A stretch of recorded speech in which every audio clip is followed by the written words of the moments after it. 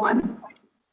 Thank you. Good morning, everyone. I'm calling the meeting of the Academic and Student Affairs Committee to order.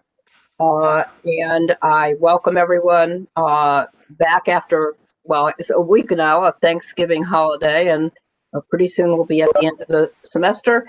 I know it was a different Thanksgiving for everyone, but I hope it had some rewards. And actually, it was an opportunity to show gratitude in a very different kind of way. It was very interesting, actually. Around a table, sometimes you never get to speak with a person at the very far end at a large family gathering, but on Zoom, you had an opportunity. So there were some pluses, actually, to the way we did it this year. May I then, the meeting is called to order, and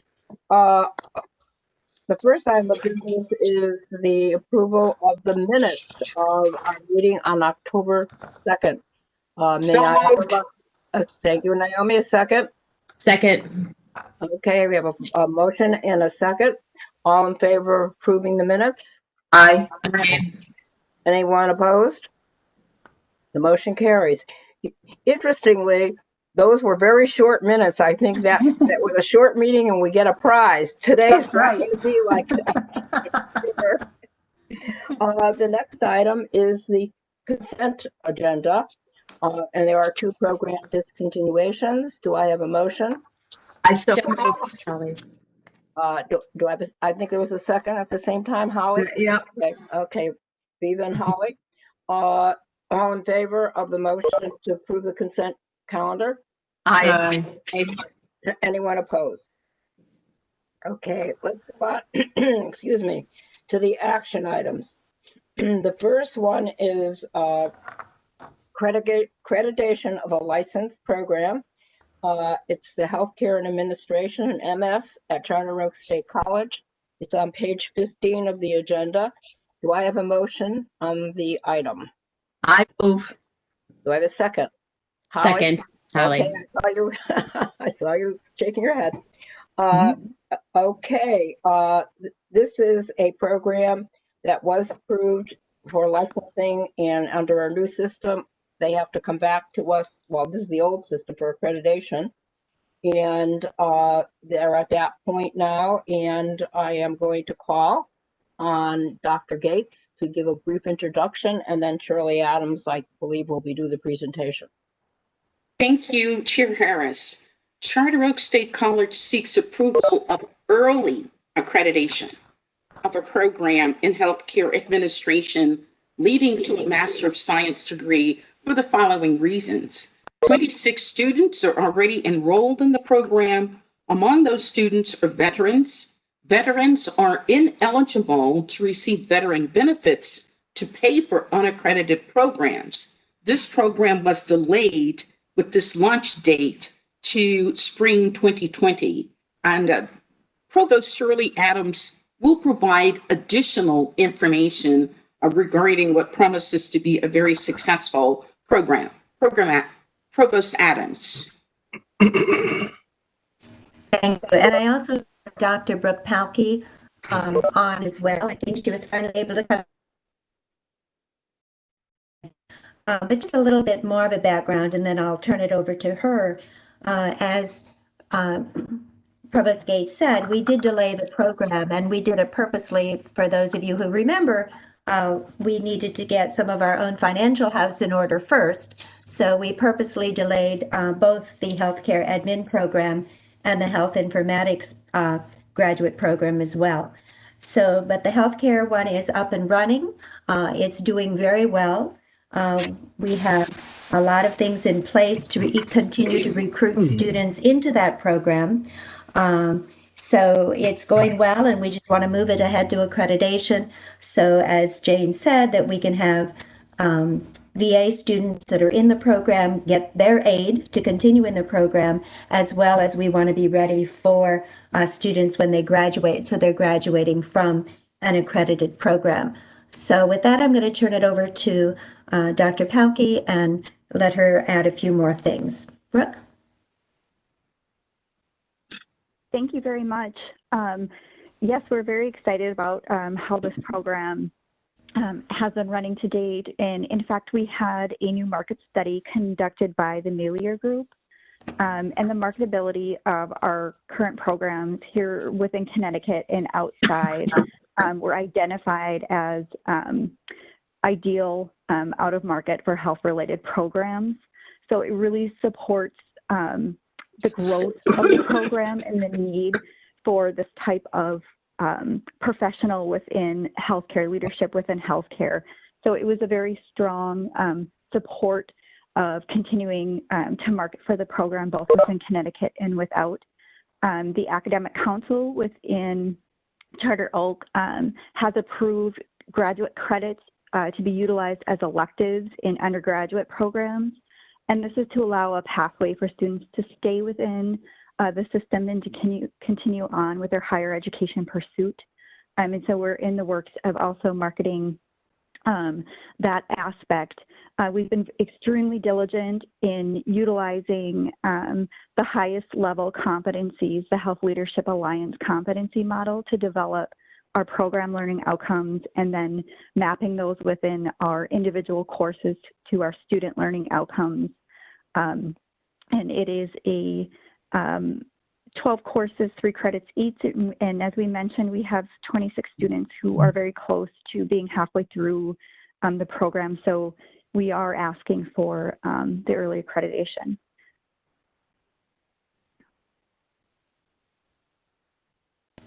And I'd be happy to answer any questions. The program will come back, as the resolution says, in 7 semesters. So we will, because it's early, we wanted to make sure that everything went as we said. Generally, it would be accredited, and that would be it, because it already have had its early accreditation. Our questions, Aviva. I wanted to know how many of the 26 are veterans that are waiting for financial aid? Yeah, I'm not sure if I could answer that question. I know there's probably 2 or 3, but we've got others that are waiting to get into the program once we get accreditation. And as you remember, that's the reason that the Academic Council really asked for the change for programs to be accredited and licensed at the same time, because without that accreditation, they can't get into the program. So there's a time frame. So some students haven't registered for the program yet because they are waiting to see if we are going to get it accredited. I see. Do you think that that's a definite growth factor? Accreditation would be a growth factor. Do you think that's common in all courses that you see? I mean, because the way you've described it, it sounds like it's a universal issue. I think it happens whenever a program has an accrediting organization. Many programs don't. I see. A liberal arts program would not necessarily have an accrediting organization, but if that accreditation is a seal of approval. Okay. Are there other questions? I have one question about administrative costs. It looks like they went down, are going down, not up, as the program grows. Is that true? I'm trying to find it now. I made a note. Yeah, it goes down to 68,000 from 94,000 this year.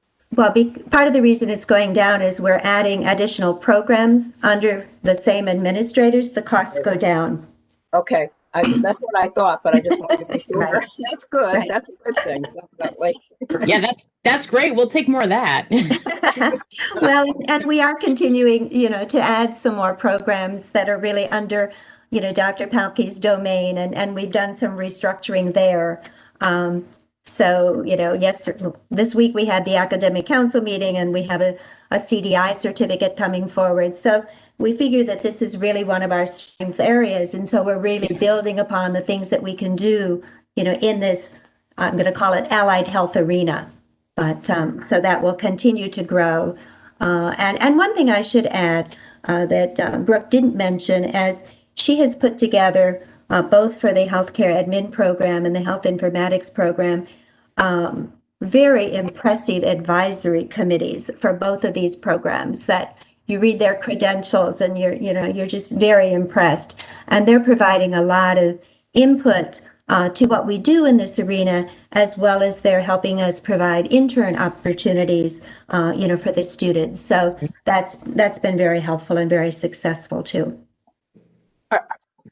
Dr. Adams, are they local people on the advisory council, or are there some out-of-state people?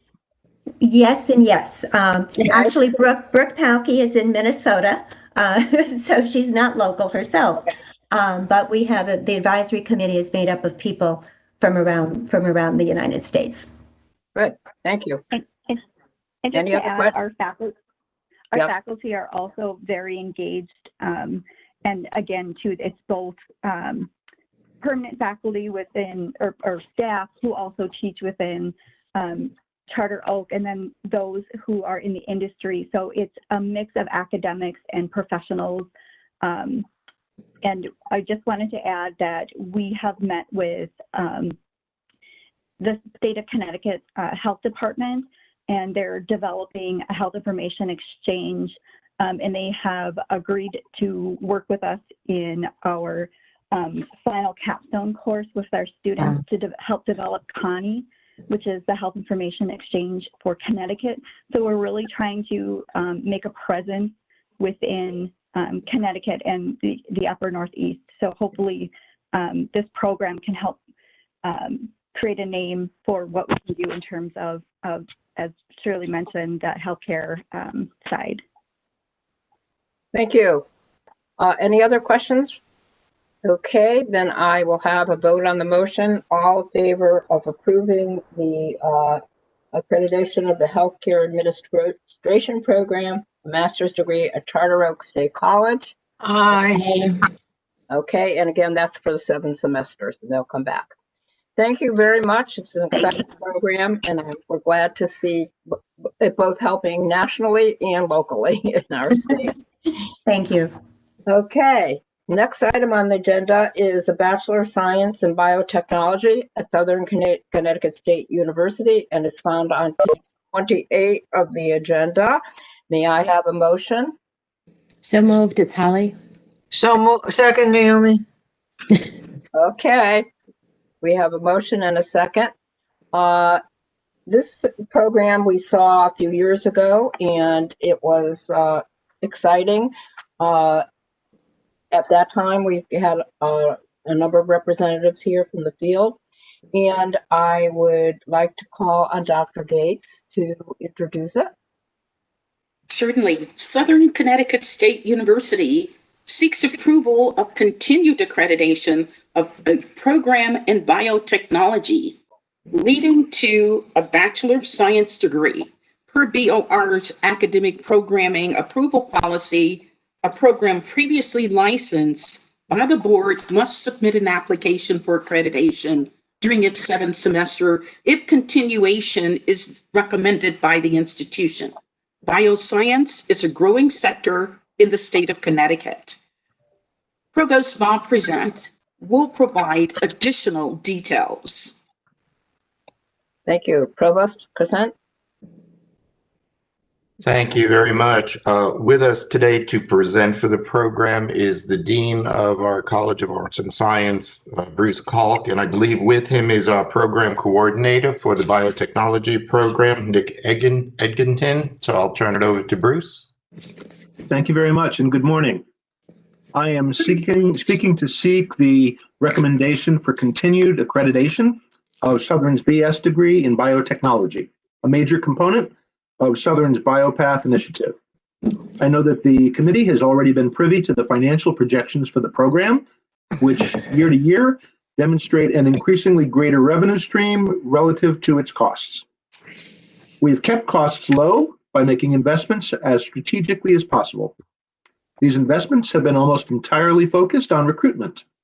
The program coordinator, Dr. Nick Edginton, who can field specific questions about the program today, receives 2 credits a semester to coordinate it.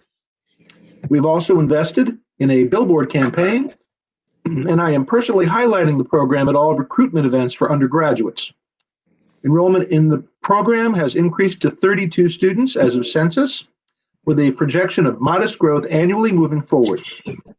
I would be remiss not to add that the related concentration in biochemistry in our chem department has drawn approximately 85 majors.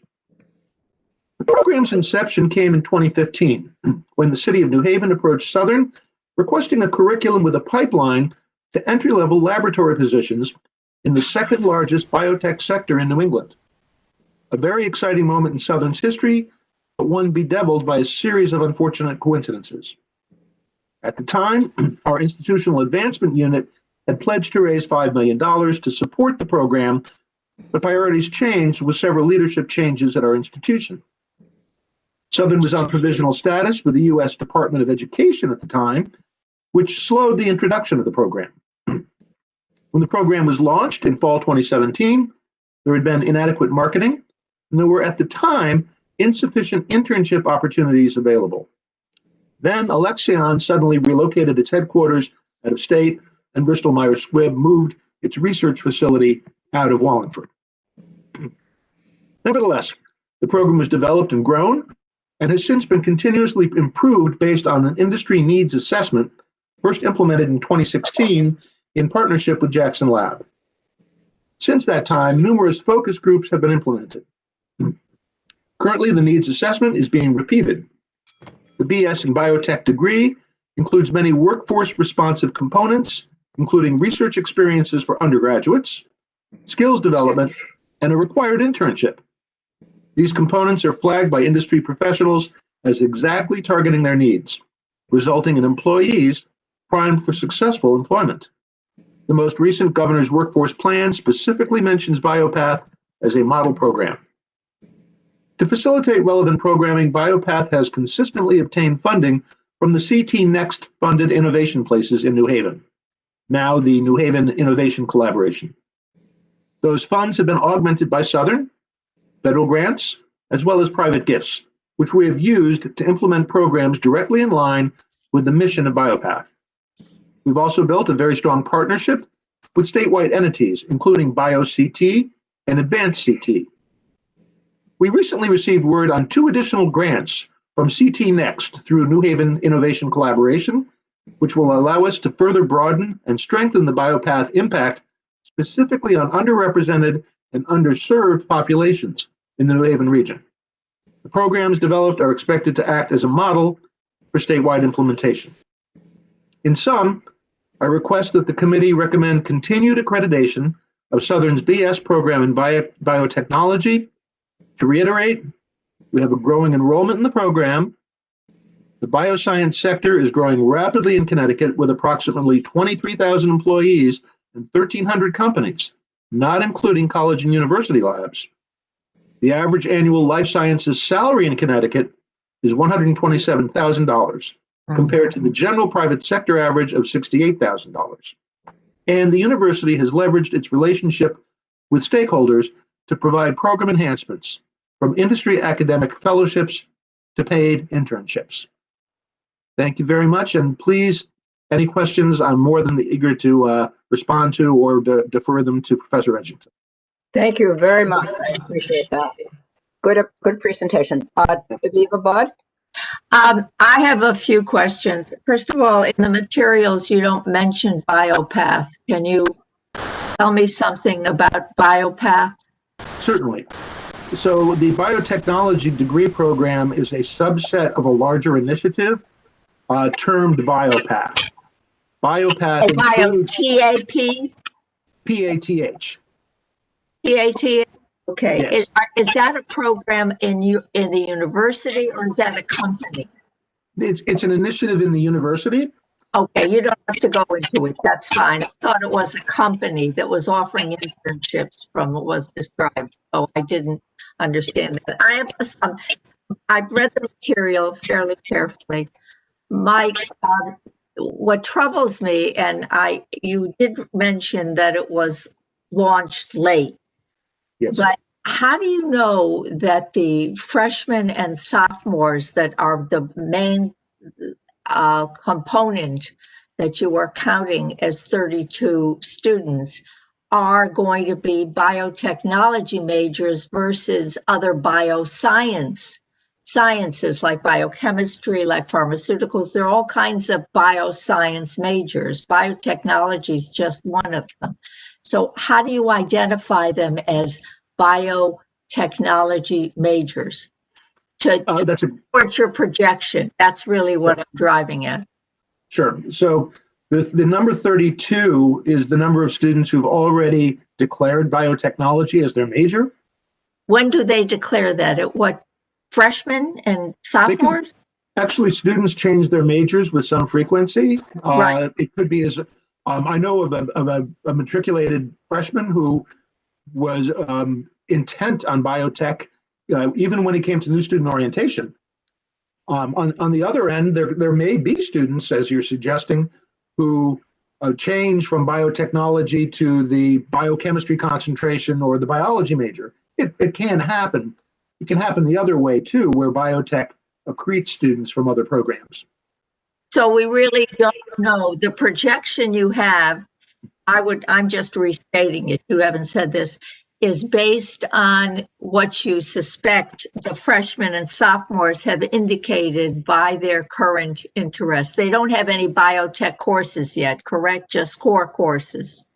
Well, actually, and I'm going to defer to Professor Edgington on this, there are a couple of courses that are particular to the biotech program, and perhaps he could speak briefly about those. No, I mean that go to freshmen or sophomores. I know there are biotech there are a few majors already. I think you have 3 or 4 people coming up in that major that are now currently juniors and seniors. But are any of the freshmen or sophomores taking any biotech courses?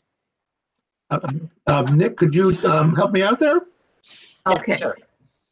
Yeah, so right now we have a little over half of the majors are freshmen and sophomores, but the other little less than half are juniors and seniors. The freshmen and sophomore students can take at least 2 courses within the biotech specialty, within the biotech degree. There's a lower level, there's 2 200 level courses. So we do get the biotech students coming in as taking biotech specific courses by sophomore level. If I look at where biotech students have left the degree before they've graduated, we're not losing them to the somewhat related program or concentration in biochemistry. I think we've had 1 or 2 go to biology, but for the most part, they've actually, if they left the program at all, they've left only because of not meeting GPA requirements. So we're not losing a lot of them. They're staying. So just to be clear, the 32 or 31 that you currently have are all students who have declared biotech as a major, and some of whom have already taken a biotech course. Yeah, I would say most. Is that fair? Fair Yeah, comment? I would say over 90% have taken a course in the In biotech. biotech, and they've stayed on as biotech potential made. That's good to know. Yeah. The other question you mentioned is that you have internships are a requirement. What institutions are giving you biotech internships? You've mentioned 2 in New Haven, one facility that has 30,000 feet of biotech. I would assume that's a source of your internships, and one that was under construction, renovation of a building of over 100 some odd thousand square feet. Could you tell us about the details there? Sure. Yeah, they're going to regional biotech companies, and as well, we also allow them to do an internship at, for example, Yale University. They have some of the applied molecular sciences researchers there. So we've had students at the Jackson Lab for Genomic Medicine and students at Yale University in their College of Medicine. We haven't had that many in internships yet, just because we haven't had that many students that are at that upper right. level. Yeah. But you yeah, think that's not going to be a problem once you have these 30 students coming through? Now you have 3 or 4, it's obviously not a problem, but as they come through, that's not going to be a problem. It doesn't seem that it'll be a problem. There seems to be plenty of positions. Obviously, the pandemic has changed the environment in the last year or so. but I suspect that will improve and return to normal. Will these students end up with jobs in Connecticut? Because biotech is really an agricultural biology, and we don't have a big agriculture community here. What Yeah, kind of jobs do they end up with?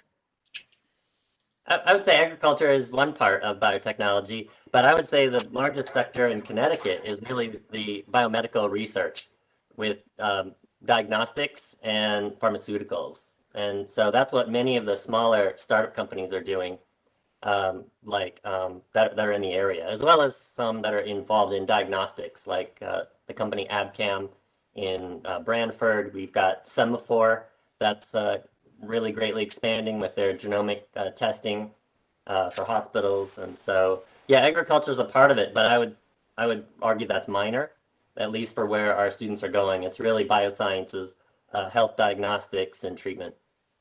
And this is really not bioscience, it's really biotechnology. Yeah, I would say. Well, the question I have is, new program, are we taking students that would otherwise be doing bioscience for the same job and biotechnology giving them some additional success path? Yeah, I mean, I really feel that the two terms are nearly synonymous, bioscience and biotechnology. Biotechnology is really applied molecular biology, applying molecular biology and biochemistry to some sort of problem.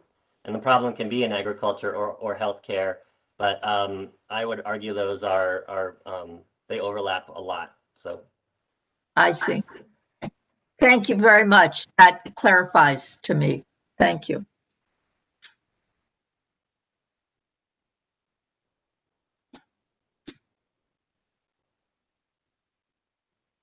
I'm sorry, I have to get off mute all the time because there's interference. Let's take a vote on the motion. All in favor of approving I guess it's let me get I have too many pieces of paper here on all the area. If the motion is approving the Bachelor of Science in Biotechnology at Southern Connecticut State University, and this is for accreditation. Can I make an amendment before we do this? I would like to see this program again, because we're anticipating that 36 people or 32 people will be majors in the next year or 2 years in this. Is there any way to verify that that's what happens? I'd hate to have a program that only has 4 graduates a year. Perhaps what we could do is request a report. I mean, you have two options. One is they could come back with a full accreditation type of review in 7 semesters or whatever, or we just could request a report in 2 years. And then if it doesn't look like it's improving, we could talk about how to deal with that. Let's ask for a report so they feel that we have their accreditation. Okay, in 2 years? I think 2 years is a good idea, because by then they should have 30 graduates. Okay, so the amended motion, let's vote on the amendment first. The amendment is, and I need a second to Aviva's amendment. Could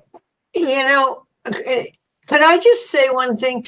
I think as a general principle, maybe we ought to not necessarily amend this, but have a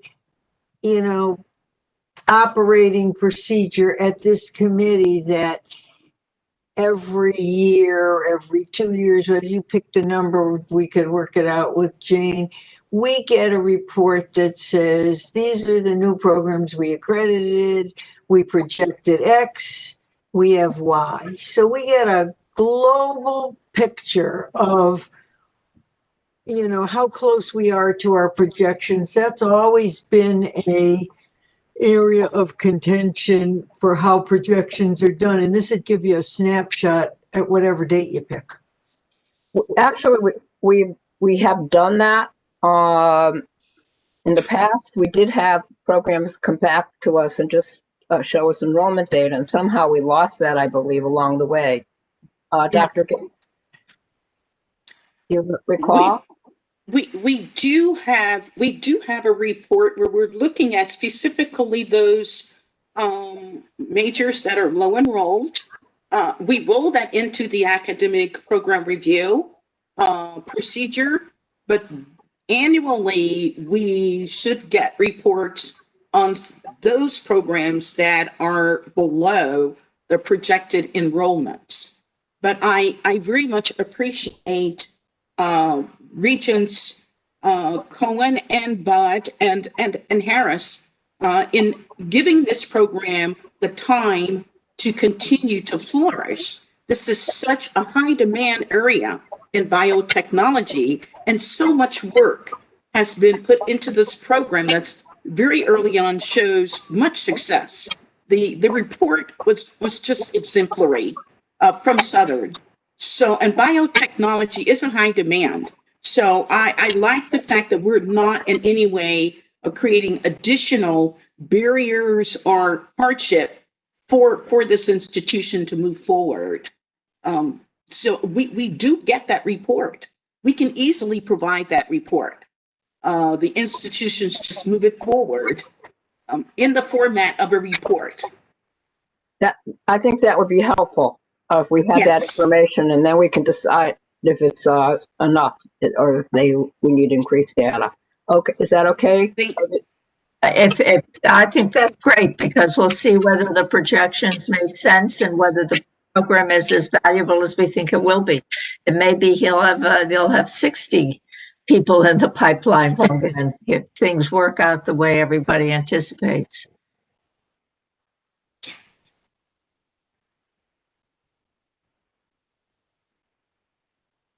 I'm not hearing, Merle. What happened?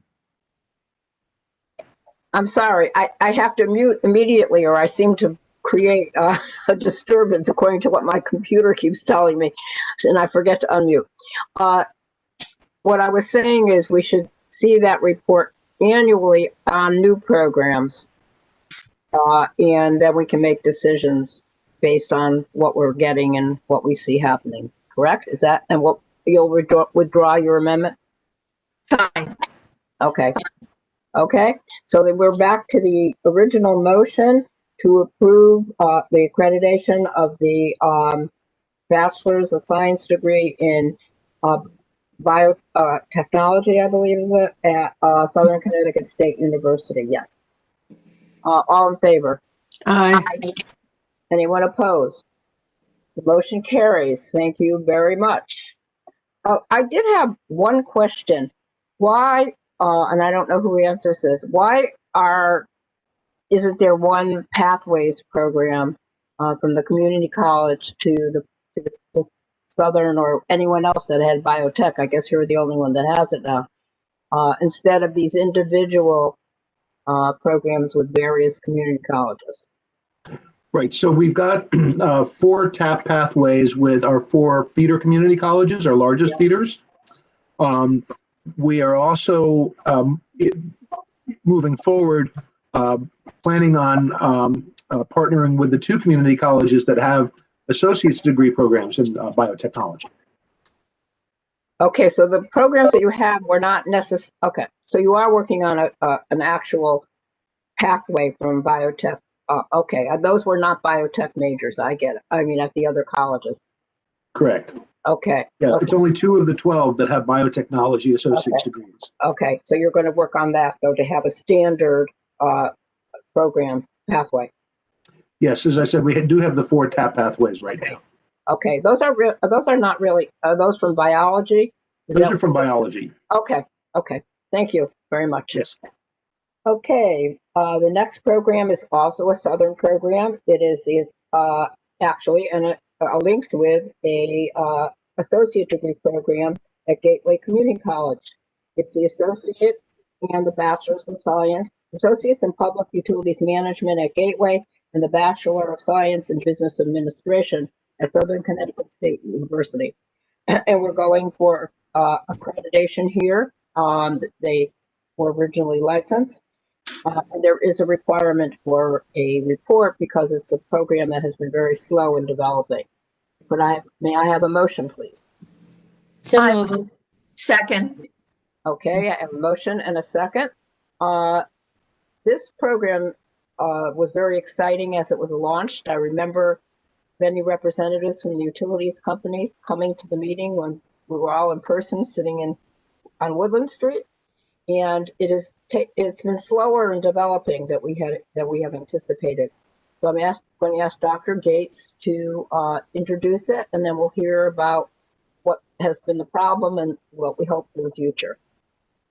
Gateway Community College and Southern Connecticut State University seek approval of accreditation for the licensed program in public utilities management through fall 2022, at which time the institutions may apply for continued accreditation. As Chair Harris has indicated, this was quite the innovative model that was presented before the ASA committee, and it was developed in response to 21st century management challenges faced in the public utility industry and workforce needs. Dean Mark Kozinski and Provost Bob Present will provide additional details on this program. Yes, thank you, Dr. Gates. Bob, I'll just start us off, and I know you'll want to add your perspective. So I want to start by the obvious, which is our low numbers have not gone unnoticed here at Gateway. We are clearly behind the curve where we thought we'd be with this program. What we've tried to do in our proposal, however, is we've provided extensive details under Section 3 in our narrative to explain some of the circumstances that we feel account for that. We had high aspirations, and we continue to have them, but we did have some struggle reaching the seamless nature of this program with Southern. And it's not a blame game. It's really that this was a historic program. In my 15 years as an academic dean at Gateway, this is the only time that I've experienced working with the state university in a partnership role, putting together a program together and coming before the board. And as you can see in the history of this program, it went through a changes a couple of years after we first came to the board in 2015. It was brought before the board a second time to clarify. So we're looking at 2017 to 2020 as our window now.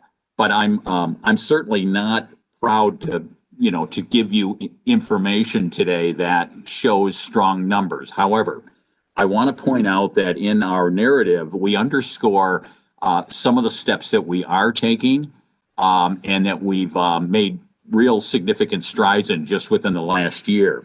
One of the things that I think, and I know Dr. Durnan's here from the business school, one of the things that I think was crucial was when Southern brought their program coordinator on board in 2019. That was Min-Jae Lee, Dr. Lee. And when he stepped on board, our coordinator, Wes Winterbottom, who is joining us today as well, really was able to put together a much more seamless and transfer package. Some of our courses had to be tweaked. Some of them had to be a bit revamped. But I think we've accomplished that. We had a design beginning last spring to really get more aggressive with our high school partners. And that was due to a new act, Public Act 19150, which was a charge to bring the business community, but more specifically, the public utilities to the table to work with technical high schools and colleges and universities. And we really thought that would be the game changer. But as you know, a lot of those plans had to be put on hold due to our disruption due to the COVID. So I don't want to spend a lot of time on the bad news, but I want to underscore that is something we've clearly paid a lot of attention to. We've also outlined in section 4 in our proposal, corrective action. So a set of strategies that we feel are going to give us a much better chance in the coming year, especially to bring our FTE numbers up, to build more on-ramps to Southern, and to build that linkage there. So Bob, I think you probably should provide your perspective at this point. Thank you.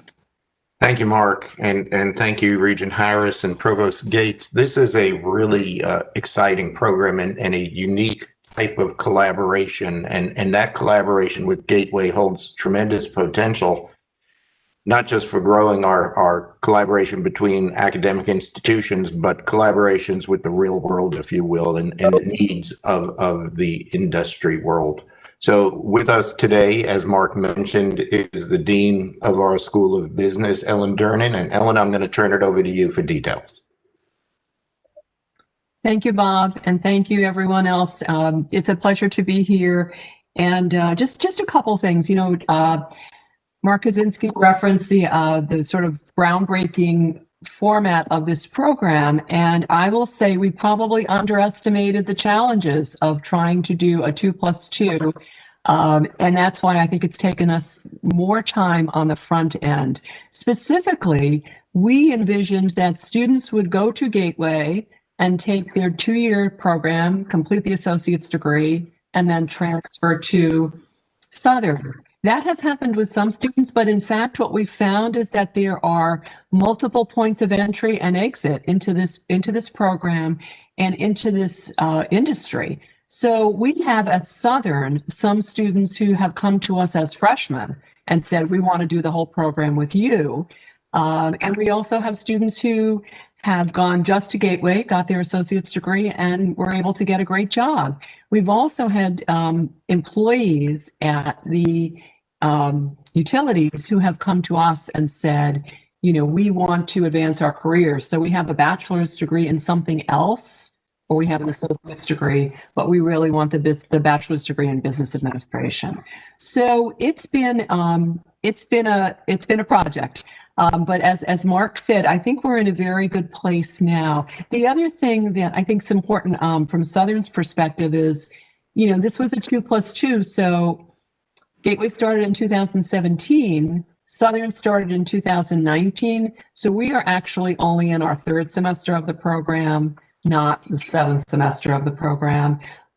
So it was interesting when we were completing the forms, there was, most of the forms are designed for one institution to respond, and obviously we had 2, but also we had to respond in a differential way. Gateway could talk about it being in semester 7, Southern is in semester 3. Having said all that, I think we're in a good place at Southern. I think we've met our enrollment goal for this point in time. Financially, we're very viable.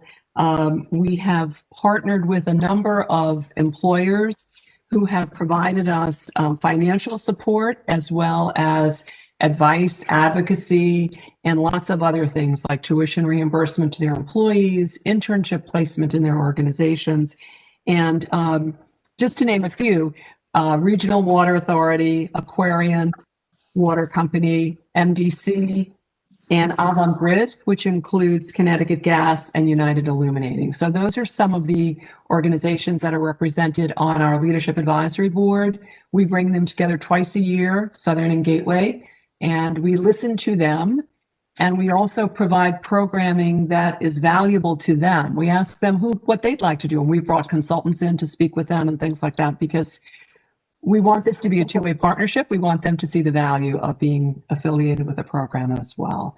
So I would say one thing that has been challenging is the internship placements since the pandemic.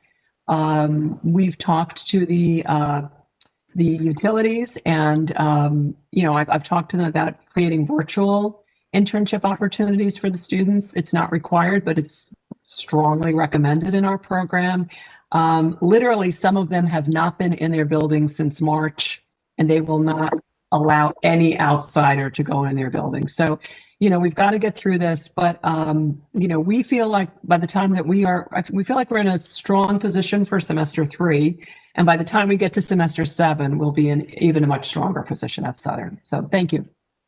And I do have Greg Robbins with me here as well, who is the chair of the management department where the program is housed. So we're willing to take any questions you may have.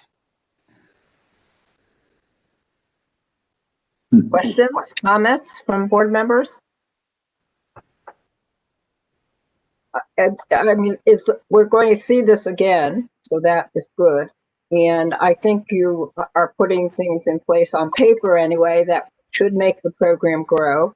And so when we look at that next report, we'll be able to make a decision. And hopefully the internships will work out once we're back to somewhat of a normal lifestyle. Anyone else have anything to say? Okay, then let's vote on the motion. This is the approval of the joint degree in associates at Gateway Community College, a bachelor's of business administration at Southern Connecticut State University. And it's for 7 semesters when we will see it again. Good. We have the motion. So anyone, all in favor say yes. Aye. Anyone opposed? Okay, the motion carries. Thank you all for your time on this. It is an exciting program and we hope it is successful. Thank you. Okay, the next set of programs are at Central Connecticut State University. There are program modifications. I think we'll discuss, well, I guess we'll kind of have an overall introduction and then vote on each motion separately. These are all programs that are currently on ground at Central Connecticut State University, and they're requesting that we authorize a hybrid program as well. So may I have a motion? Maybe we should have the overview and then we'll take each one. Why don't we do that? Can we make a motion for all of them because they have all the same materials for each one? Okay. Well, those are the ones. That's finance, management information systems, and marketing. Then we'll do gerontology separate because Separately. it's separate school. Sounds good. Okay. So move. Second. Thank you very much. So it's 2, 3, 4, and 5 on the agenda. Dr. Gates, will you just introduce them? Thank you. Central Connecticut State University requests approval of a change in instructional modality to add a hybrid modality to the traditional program delivery in the program in accounting, leading to a Bachelor of Science degree. Approval is also requested the same change in modality for programs in finance, management information systems, and marketing, leading to a Bachelor of Science degree. So with this morning is Provost David Dowalder, or his designee, to provide additional information. I'm pleased to turn it over to Marianne Fallon, who will present the 5 explanations on the business degrees and the one on the official certificate program from gerontology. So Associate Vice President Marianne Fallon. Thank you very much, Provost Dowalder, Provost Gates, and Interim President Gates, and also Regents. The rationale for all of the business programs is comparable. A hybrid option offers greater access and flexibility to adult learners and transfer students. Faculty from the School of Business have regularly invested in professional development to produce high-quality online learning experiences. And the school's external accrediting body, AACSB, is promoting online business education. Offering hybrid programs throughout the School of Business could grow enrollment and therefore revenue. And our Instructional Design and Technology Resource Center, as well as the Center for Teaching and Faculty Development, offer our faculty robust opportunities to continue developing their skills in online education. Adding the hybrid modality to our existing on-ground programs will not incur any additional expenses. And shall I wait to give the introduction to the gerontology program, or would you like it now as well?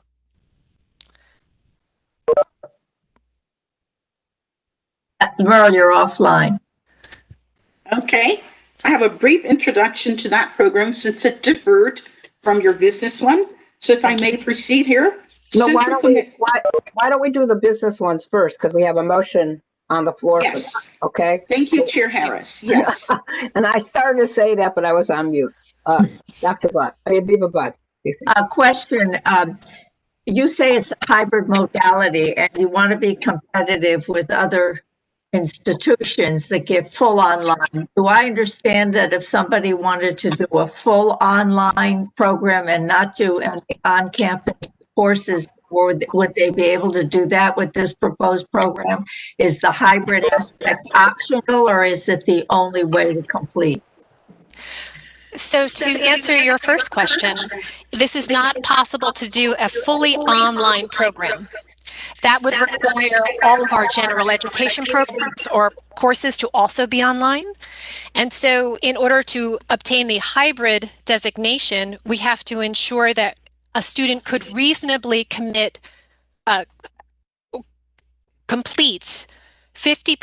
to 99% of their coursework for the BS in the fully online courses. So since we cannot guarantee that students would be able to do all of their coursework completely online, we are not asking for the fully online modality. Rather, what we are asking for is the on-ground modality to be retained, plus the hybrid modality to be added, because this way students would have the opportunity to complete most of their coursework, but not all of their coursework online for the BS degrees. The programs that you listed, Aviva, I think you're talking and I'm talking over you because you're on mute. The programs, the institutions that you listed in your write-ups as competitors, Southern New Hampshire, Arizona State, Purdue, I mean, all of these institutions are fully online. Wouldn't it be better to allow a fully online option, but allow students obviously to come to campus if they wanted to take an advanced math course because they needed that kind of instruction perhaps? This way you really are limiting where you can draw from. It has to be someone that can commute here and there, maybe from the Massachusetts border, but you're not going to get someone from Vermont or from Michigan. Why have you not done it fully online? Because we cannot guarantee that all of our general education courses will be offered online regularly. Oh, it's all general ed. Okay, now we know where we have to have some influence, right? Okay, thank you. That's a good answer, and we'll have to have some discussions about that. You can't change that, but it can be changed perhaps. The students also, though, could take some general education at another institution online if you partnered. For example, if you partnered with Charter Oak to take those general ed courses that fit your requirements, then you'd have a fully online degree, correct? Unfortunately, no, because the degree is offered by Central. And in order to consider a program fully online at Central, Central would have to commit to being able to offer all of its coursework online for that program. So even if students transferred in courses from other institutions that were online courses, we couldn't call our program online according to NECHI standards because we could not guarantee offering all of our courses at Central fully online. I think you should research that. I agree with you that you couldn't just transfer them in and you couldn't say that. But if you had a partnership agreement, a signed partnership agreement that showed that you could do it, I think you could get some kind of approval. That's something we have to look into because I think it's doable. And then you really would be competing with some of the institutions that you mentioned in your write-ups.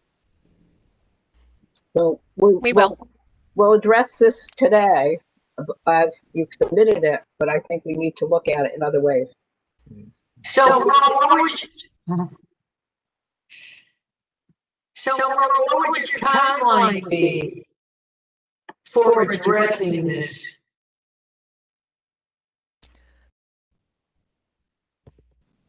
Earl, unmute.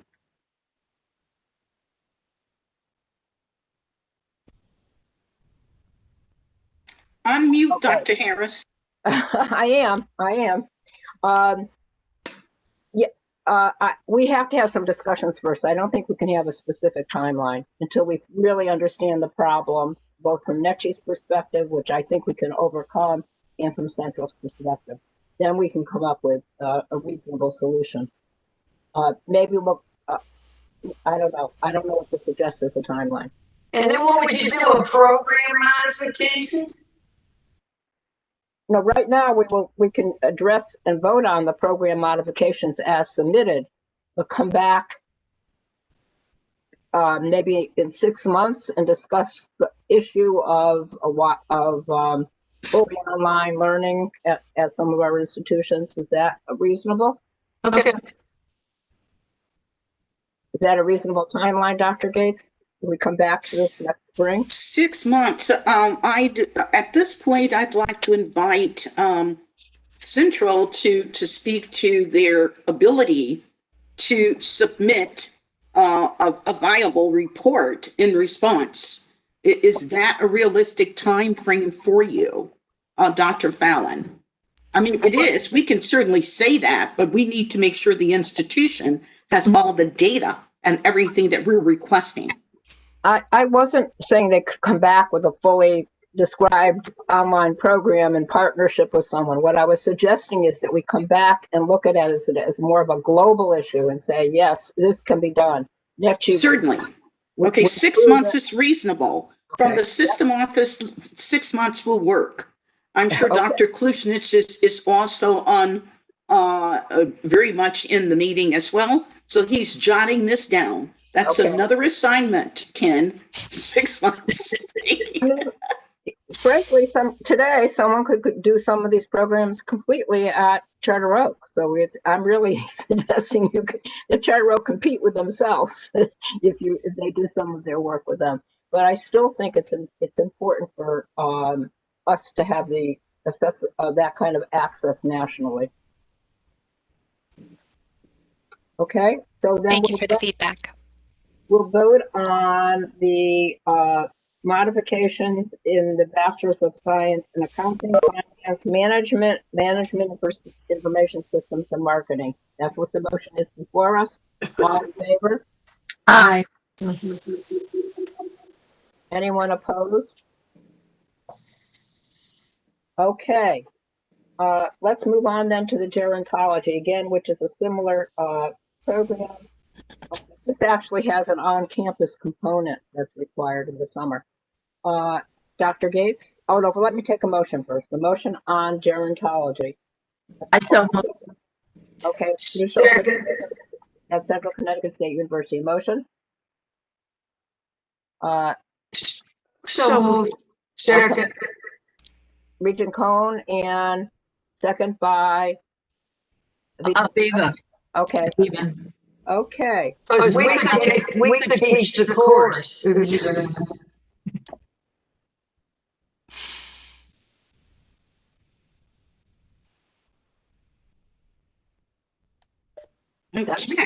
Dr. Gates? Okay. Thank you. Central Connecticut State University requests approval to modify a program in gerontology, which also will be a change in instructional modality to add the hybrid modality, leading to, however, a post-baccalaureate certificate program.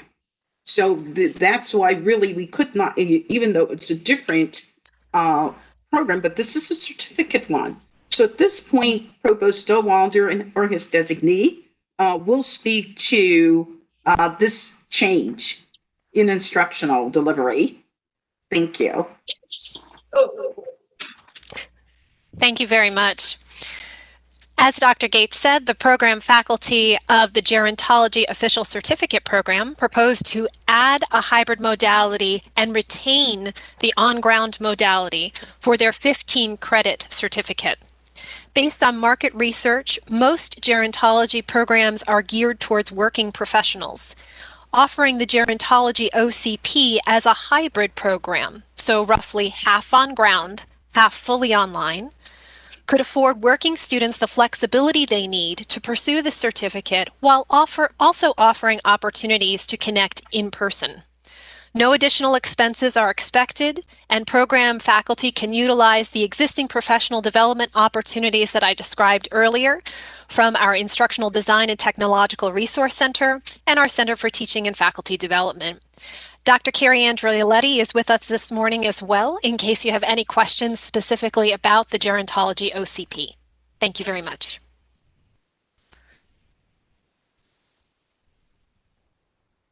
Are there any questions from board members?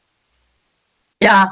Yeah, Same question. This is only 15 credits. Why can't it be all online? Why can't there be an option that it's all online?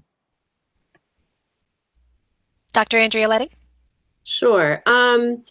Well, the reason that we can't yet say that it's all online is because for the 2 elective classes, those come from other programs and disciplines across the university, so we can't guarantee that every class is available online. However, if there were students who really wanted or needed it online, we do have the flexibility through directed electives, if they did an independent study project or internship, that they could potentially have it be online. I think that's something that we want to think about, the possibility of having it be fully online maybe in the future. But again, until we have the numbers and that we could be sure that we could offer all the classes online, we can't make that promise. I have a question. Are there any electives that people could take that would give it people who have a preference or a need to be all online? In other words, they may not have all the electives online as well, but is there some way they could design a program for themselves and not have to come to campus? Right. So, well, through maybe kind of independent study type courses, it might be possible, but I don't have control over for the psychology right now. Yes, because we're in the pandemic and so many graduate classes are online. So I think moving forward, right, this has given all of us an opportunity to think more broadly about the opportunity of online classes, but we're still in the pandemic. So I don't know, after the pandemic, maybe there will be more online graduate classes and it will be easier. So we'll have to see. Okay, thank you. Yeah. I think this is the reason that we want to come back to this in 6 months. We'll begin to see the light maybe again at the end of the pandemic tunnel, and we can assess whether we can do something either through Central itself or in partnerships with other institutions to have more broadly available online access. Any other questions? Okay, then let's take a vote on the motion. All in favor of approving the gerontology official certificate program OCP at Central Connecticut State University, say aye. Aye. Anyone opposed? Okay, then the motion carries. On to the next item. Now we have some new programs. The first is Healthcare Administration, an associate in science degree at Middlesex Community College on page 1. Excuse me, you Dr. Harris. We skipped one. The Southern Connecticut State University bilingual or bicultural. I didn't do it on purpose, I guarantee you. Thank you very much. I went on to my notes and skipped right over that. So we have item number 7, bilingual bicultural education and TESOL at MS at Southern Connecticut State University. And I apologize, they're doing some work in my house, and that's why I'm in this little corner and you hear hammering. Thank you. Dr. Gates?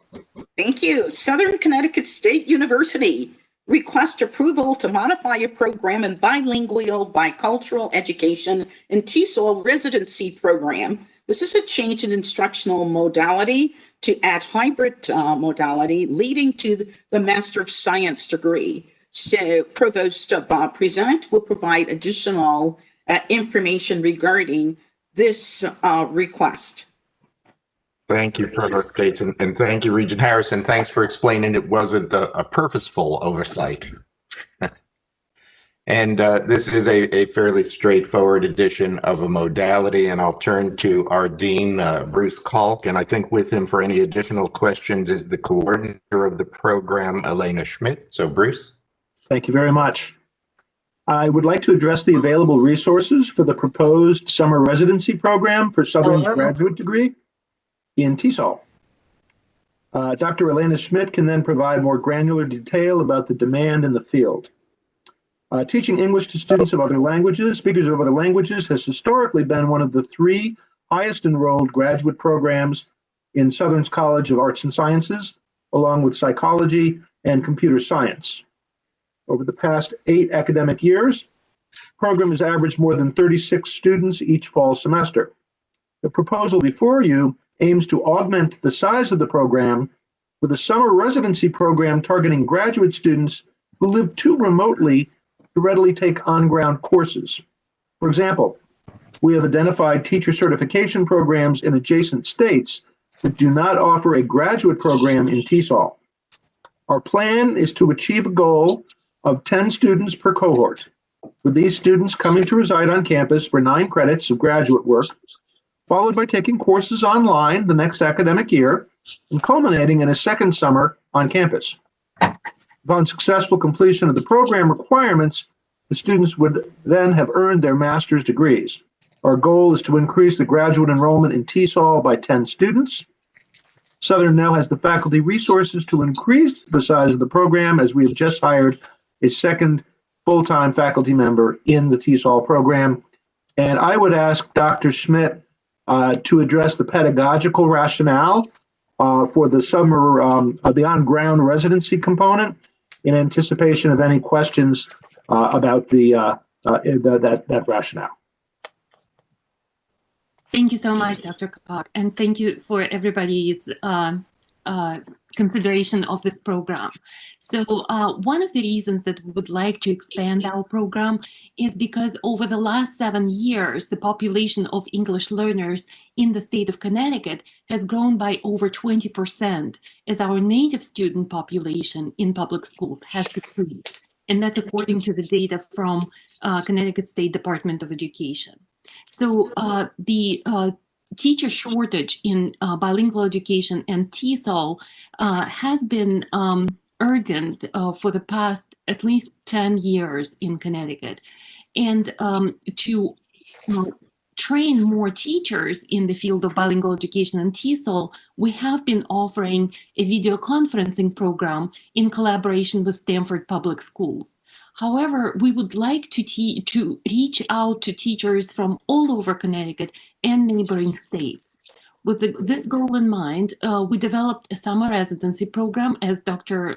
Kalk explained, that would have a component, a residency component on campus in the summers and online program in the spring and fall semesters, for a total of 1 year of students work on their master's degree without interruption of their careers. So the reason for us having the residency component is to ensure that our students who are teachers in Connecticut and maybe in neighboring states, hopefully, have an opportunity to form a cohort, to get to know each other and work collaboratively.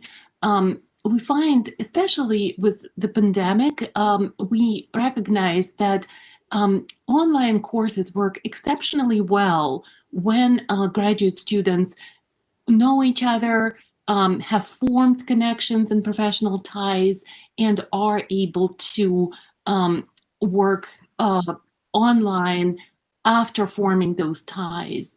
That makes the program more cohesive and also responds to the pedagogical needs that we as teachers have in the field of bilingual education and ESL.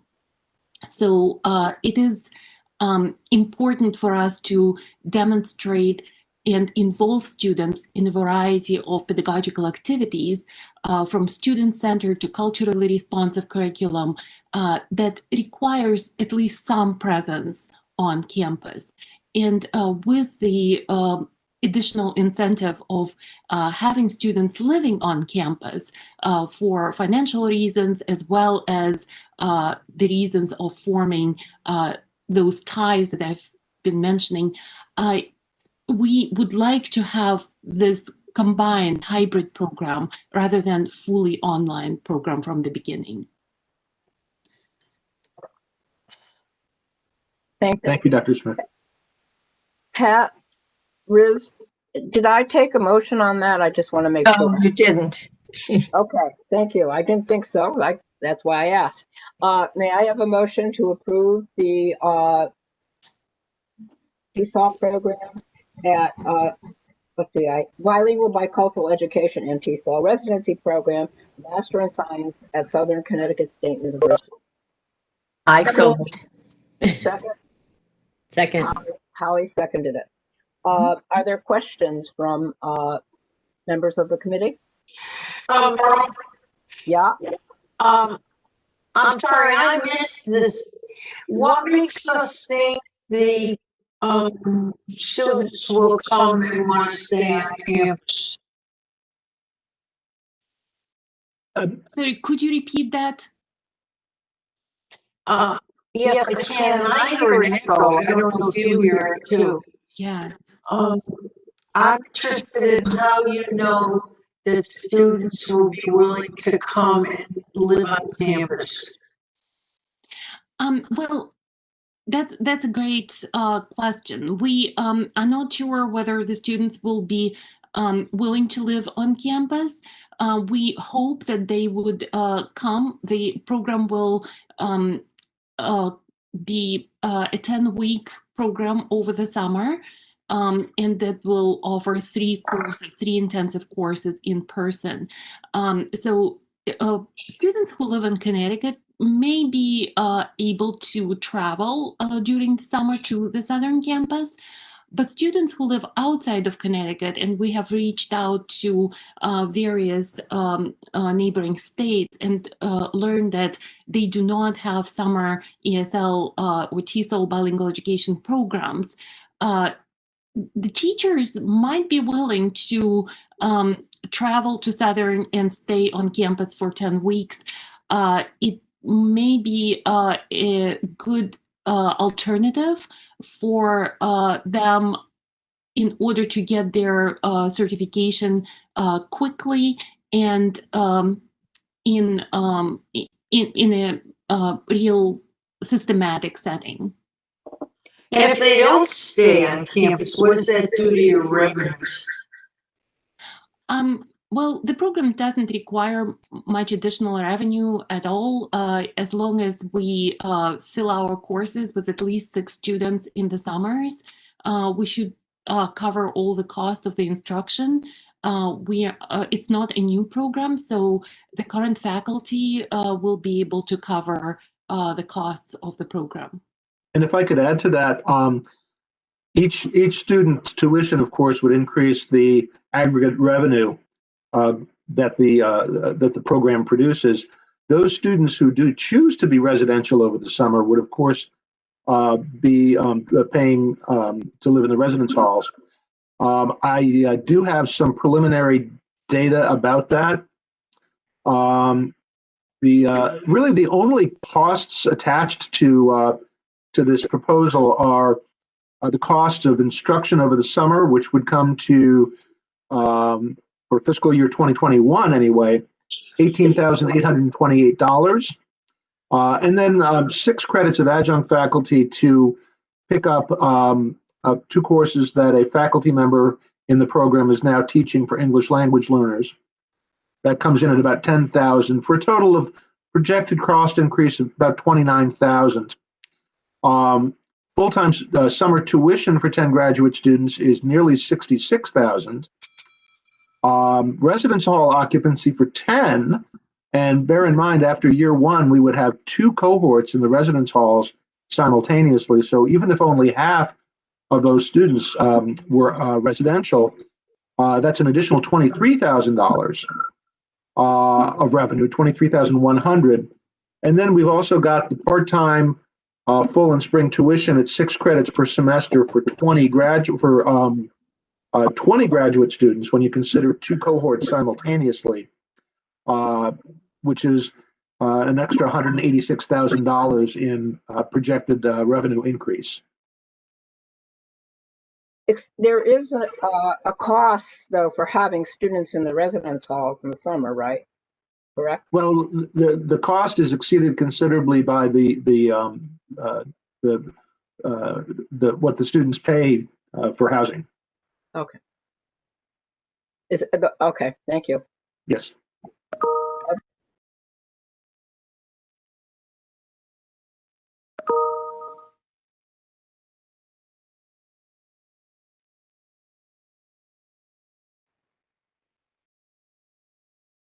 Okay, then we have a motion before us. All in favor of approving the program, the Bilingual Bicultural Education and TESOL Residency Program, a Master of Science at Southern Connecticut State University for hybrid instruction.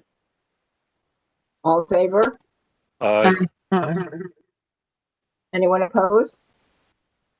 The motion carries. Thank you very much. Thank you. We actually do have new programs. We have 3 new programs to consider. The first is a program in healthcare administration, an associate in science degree at Middlesex Community College. May I have a motion? I so move. A second. Second. Thank you very much. This is a new program, and it is the first in the state that is in healthcare administration. And I'll call on Dr. Gates to give us an introductory explanation. Middlesex Community College seeks approval for licensure and accreditation of a 61 credit program in healthcare administration, leading to an associate in science degree for a period of 7 semesters beginning with its initiation. Dr. Shirley Mathis, Dean Mathis, will provide additional information about this program. Thank you, Dr. Gates. Good morning, Council. As Dr. Gates stated, Middlesex would like to put forward an application for new program approval of an associate's degree in healthcare administration. This program development is in response to student and employer demand. The program is built upon the foundation from existing courses offered at the college with strong support from the business, health, career, and science departments. It is also coordinated by our existing program coordinator, Professor Jill Flanagan, who oversees the Health Information Technology Data Management Associate's Degree Program, our Clinical Coding Certificate. I now turn it over to Professor Flanagan to present further details. Thank you. Hello, thank you. So for this program, I just want to mention why we investigated adding this to begin with, and that was because we were getting phone calls from students looking for this program, and investigated that and found that we did not offer an associate degree in healthcare administration anywhere in the system. Further evaluating then the demand for the program, I researched employment postings, as you saw in our submission, and did find that there was a significant number of job postings for looking for that healthcare administration education background. Those jobs varied in their requirement from requiring an associate degree to a bachelor's degree or a master's degree. And in developing this program, I have been in contact with the Healthcare Administration Program Director at Charter Oak State College, and we did make sure that we had a tight articulation between the programs so that students completing the associate degree could continue into the bachelor's degree and master's degree programs at Charter Oak State College if they chose to do that.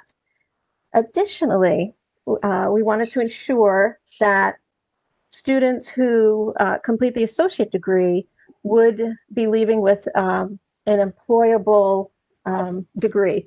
And in looking at that, I found that there is a certificate in physician practice management that is available through the American Academy of Professional Coders. And so we have incorporated the competencies for that certification into the associate degree program. So that will enable associate degree level graduates to obtain a professional certification that will add to their employability, and they will have the option to transfer to complete a higher level degree. This field is a little bit different than other healthcare programs in that it is more of a business management role in a healthcare organization. So people in these roles are doing things like marketing practice, they're doing financial reporting, recruiting and credentialing of providers, and other general management functions. You will see that the job openings for the associate degree level employment are in smaller physician practices, they're in dental offices, veterinary practices, home health providers, and behavioral health providers are the types of organizations where I found job openings that were a fit for this degree level. The program consists of courses from our existing healthcare programs and existing business programs, so we're not adding any courses or faculty in order to make this offering. And we do have the resources in place to do that and to offer the program entirely online. Thank you. I'd like to take any questions. Thank you. Pat, do I have a motion on this? Yeah. Pat Roos, I do. Okay, can you hear me now? Oh, yeah. Yes, yes, we do. Aviva and Holly. Yep. Thank you. Thank you very much. Questions then from members of the committee? I am hearing none. Okay. All in favor of the motion then? Aye. Aye. Anyone opposed? The motion carries. Thank you. Thank you, Council. Thank you very much. The next item on the agenda is a new program in a Master's of Science degree in Human Nutrition at Western Connecticut State University. May I have a motion? So moved. Sally. Second? Second. Okay, second, Naomi Cohen. This program is, as we see, is really designed in some respects to help students from Western continue to earn a master's degree. In addition, of course, it will be available to others who are just interested in coming into Western for that degree. Dr. Gates, will you introduce the program and then call on the people from Western, Provost Alexander, to continue. Thank you. Western Connecticut State University seeks approval for licensure and accreditation of a 38 credit program in human nutrition leading to a Master of Science degree for a period of 7 semesters beginning with its initiation. Provost Missy Alexander will provide additional details for this program. Thank you, Dr. Gates, and good morning, Regents. I am thrilled to be here to be presenting this proposal today. It is the result of several years of work at WCSU as we pondered how to expand our offerings in these health-related fields that is effective for our organization. This program comes out of the Department of Health Promotion and Exercise Sciences, which is a thriving program. We have generally around 220 undergraduates as a steady number, regularly graduating between 45 and 60 students a year. It's a healthy program. It is also a program that for some students who are called to nursing but not necessarily successful, find great opportunities in healthcare there. So this conversation started many years ago on what else will we be good at? And we were lucky to hire Dr. Ethan Bach, who has a background appropriate to this degree to help us do the work. I want to tell you that our undergraduate programs are also accredited by the Council for Education and Public Health as of a couple years ago. And we think we are ripe with opportunity. I will let Dr. Balk talk about the curriculum, but before I turn it over to him, I also just want to let you know that when we did the research on this, we considered an undergraduate nutrition degree, but found it to be not effective, both financially and in terms of statewide need. We found the graduate degree to be the much more important opportunity because there are many, many private undergraduate programs that then require them to go on for master's degrees in a field that is a good field, but not highly lucrative, thus getting into debt in ways that are just unreasonable. So we thought that the CSU system should provide an opportunity for an affordable nutrition degree that advances opportunity for our students. But I'd like now to ask Dr. Balk to talk just a little bit about the curriculum. Hi, everybody. Thank you very much, Dr. Alexander. So my name's Ethan Balk. I am a professor at Western, as we know. And so this has been a labor of love that I have been working on for a couple of years now. And the degree is a 38 credit master's program, kind of founded in metabolic physiology and the etiology of disease as it relates to nutrition, with the idea of preparing students to work in a real world setting, community health setting, with a couple of options. So it is designed for those students that would be interested in maybe continuing on to doctoral work, in that we would provide the option for the students to do a thesis. There's also a non-thesis option, which I think you've read, for those that are interested in immediately moving into the workforce.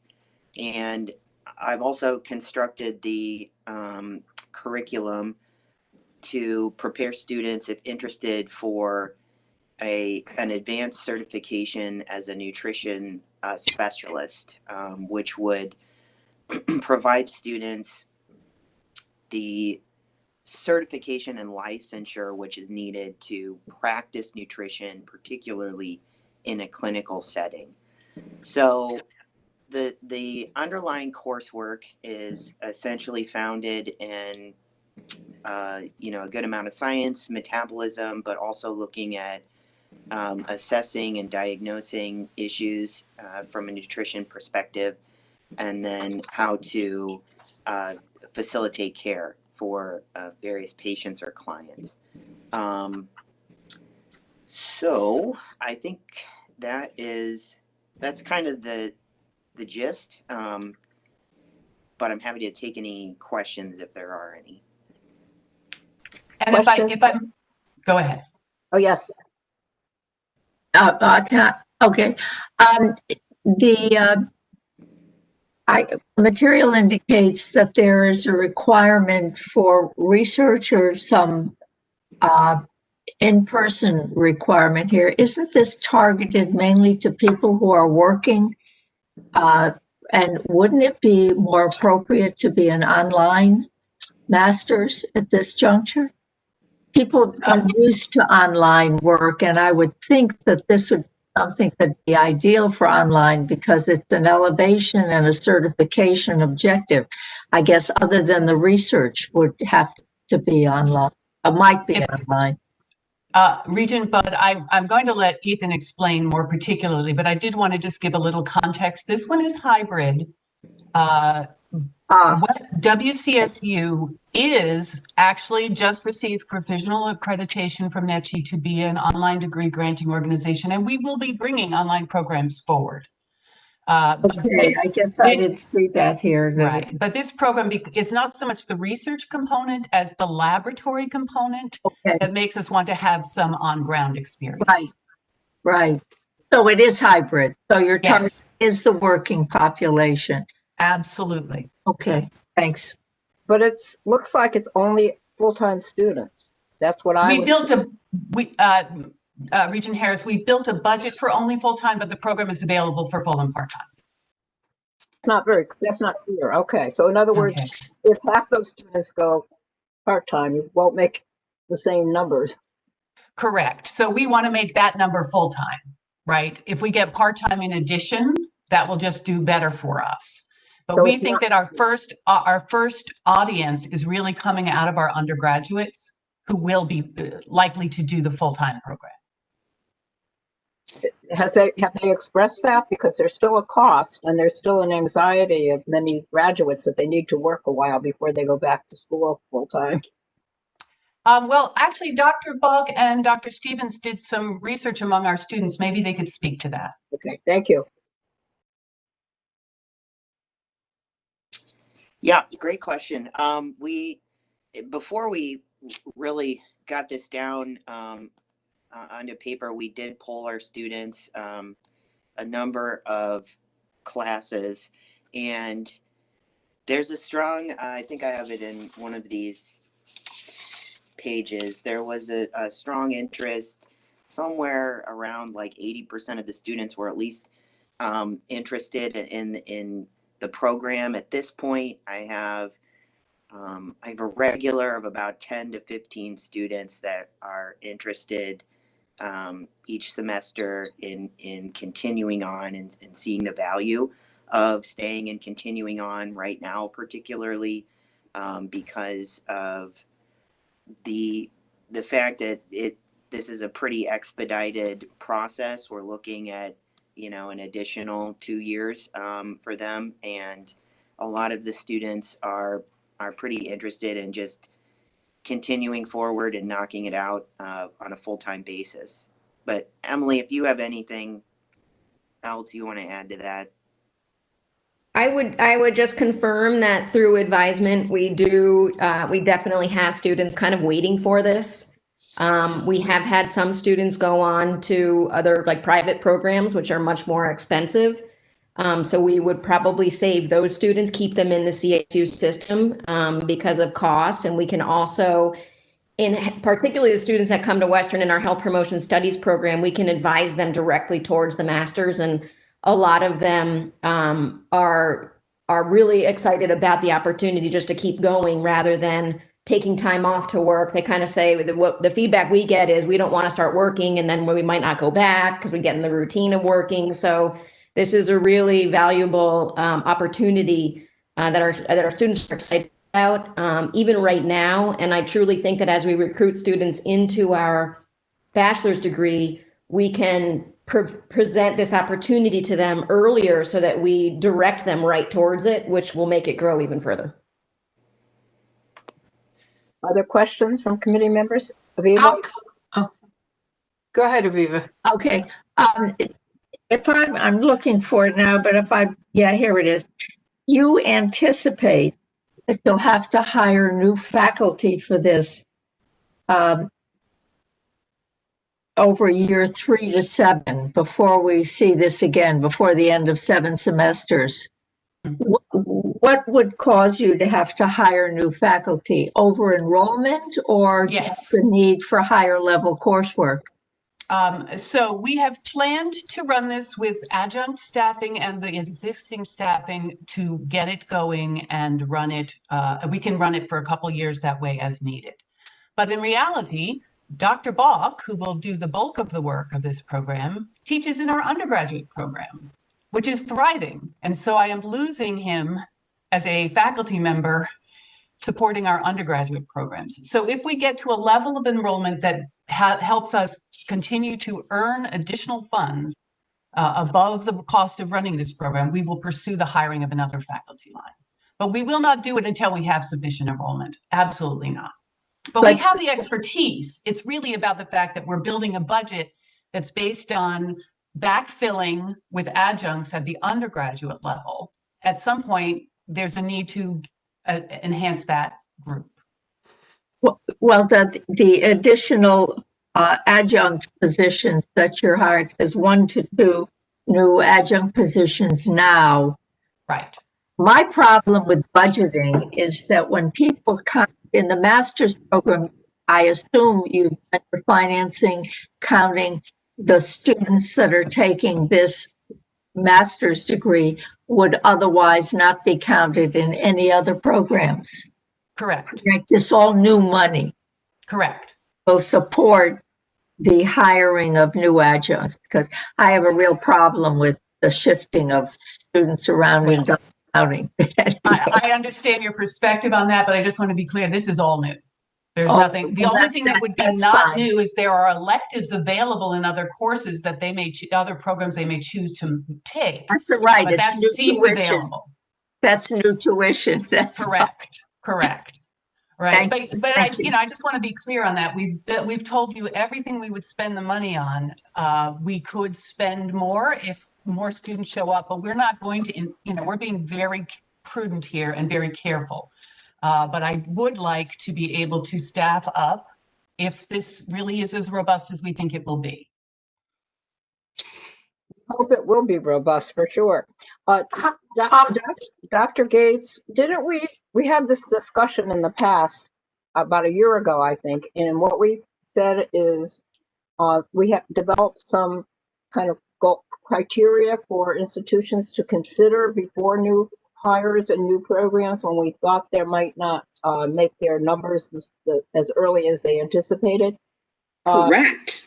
And that was moved forward. And actually, I think Provost Alexander may have been one of the persons on that ad hoc committee. So that is in place and has been developed. And we will, again, we will follow the enrollments and not move forward on that unless we're making our benchmarks. The other question is about how you're going to go about recruitment. I know you have a pool of students right at Western that you think will go right into the program. But there are students at other places that are Connecticut residents that are studying at other institutions or out of state. How are you going to reach out? Do you have any plans about that? So we have a couple of layers. We will start with our captive audience, of course. We would love to build some pathways actually from the community colleges into our undergrad and then onto this program. We think there's a great opportunity for that in terms of some of the health professions that are offered at the community colleges. We will fold in the advertising to our graduate advertising in general as we do this. So there will be that opportunity. And then in terms of across the border, we're the borderland university. We have robust interest in all of our health programs, so we can hold special recruiting events. But I didn't put in any particular cash value for the first year and even the second year because it'll get part of our full marketing campaign, not a separate dollar amount. That when we market our graduate programs. And you will also may want to be aware of us also reducing unproductive graduate programs right now, which is going on, which will allow us to shift resources more into this in the next year. Is there a national organization in nutrition that you could work with to do some advertising that this program is available? I'll leave that for Ethan.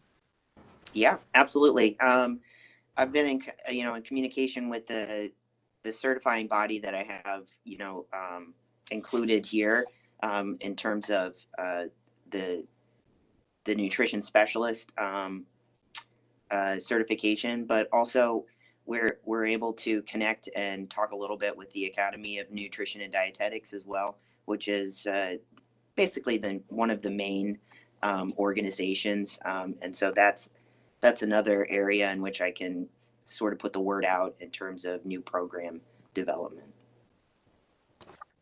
I just wanted to say one more thing. Joan Palladino, interim dean. The School of Professional Studies holds a lot of Western's graduate programs, and we have also, as Dr. Alexander has said, we're working closely with enrollment management to increase the marketing of all our graduate programs, and it's very cost effective to do it that way because we're hitting a lot of target audiences, the same. So we're not doing individual, but I will have to say that enrollment management has been assisting us with a lot of recruitment efforts. So. Thank you very much. Other questions, comments? I guess I'm looking for the calculation of projections in the materials. don't see it. Maybe you could direct me. It is, maybe you could tell them the page. I have it somewhere. Wait a minute. Oops. It's on page 127, is that it? 127. Okay, all right. I just wanted to see. So you expect it to double by the second year? And then remain fairly steady. Yeah. Okay, thank you.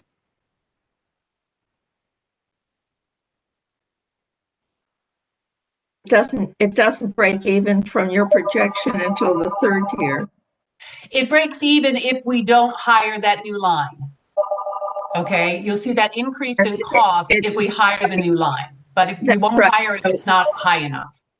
So we talked about you're not hiring unless it was covering the expenses, but correct. The projection doesn't show that, right? Right, but we won't move forward unless we get to that. So, and Regent Bud, I want to be clear on how that gets more expensive. Right now, if we launch this program, Dr. Balk will serve as the administrative body, right? He will be the advisor, the director of the program. And so paying for his time is done on an adjunct basis. If I hire a full-time faculty member, the equation for his time goes up. But again, I won't move forward that unless we get to the year 3 numbers. So your second year projection would be different from what you're saying compared to what we see here. It would more or less be the same as year 1, unless I have more numbers to cover it. Yeah, the cost would be the same as year 1, but the right. revenue should increase substantially, even though maybe not enough to cover the full-time position. Correct. But by year 3, if we have those numbers, we have enough for the full-time position. Yeah. Yep. Thank you. Okay. You heard our feelings. We're on the same page. The paper doesn't support it. Okay. Thank you. Okay. We have a motion before us to approve the Master of Science in Human Nutrition at Western Connecticut State University. All in favor? Aye. Aye. Anyone opposed?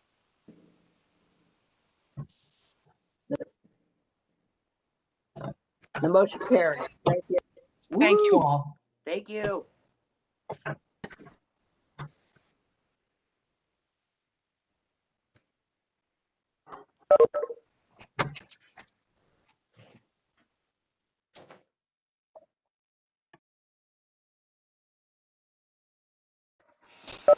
We have a policy action item. It's a refund and course withdrawal policy recommendation on page 135 of the agenda. This is a recommendation that will assure we're treating all students equitably across the board. And also it will, we think, encourage continuation, because what happens now is if students withdraw and have a large debt, they're not apt to come back again, so they will not complete. If they have a smaller debt, which we're anticipating through this, then they're more likely to return to the community college. So there's really those two goals in presenting this particular policy. Dr. Gates, or do you want to introduce? Just a very thorough, I think, an accurate introduction. Chair Harris, the only thing I will add is that it also leads to an equity-related matter as well, specifically related to the method of payment. And presenting additional information for Dr. Gail Barrett, the Assistant Vice President of Enrollment and Retention Services, and Dr. Allison Buckley, Vice President for Enrollment Management. Thank you, Provost. I think I have to take a motion first. I don't believe I did. Okay. Motion to approve the refund and course withdrawal policy recommendation. So moved. Second. Okay, thank you very much. Now we can continue. Thank you, Chair Harris. Thank you, Provost Gates. Several years ago, the community college census dates were moved to align with the universities. At that time, we did not realign the refund policy schedule. So our first goal was to address that issue when we looked at this policy. And as you stated, and as Provost Gates reiterated, while we were revising or requesting your consideration and revising proposals, we wanted to tackle two other issues. One is we have systemic disincentives in place that prevent students from registering for classes early. If we ask students to register in October for a class in the spring, but their job schedule changes, they would be liable for fees and for financial penalties for taking that action. So we wanted to remove that barrier of our own making and make it easier for students. We know that students are more successful if they register early. And as was stated, we really wanted to remove a financial barrier for persistence and retention for our students. And with that, I'd like to turn it over to Dr. Barrett, who has done the lion's share of the work on this policy, both from an enrollment management perspective and in partnership with our colleagues in finance as well. So Gail, I turn it over to you. All right, good morning. Thank you. We're very happy to be here. This is a policy we're very excited to share with you for the many reasons mentioned. This policy has been a long time coming, and we're pleased to share it this morning.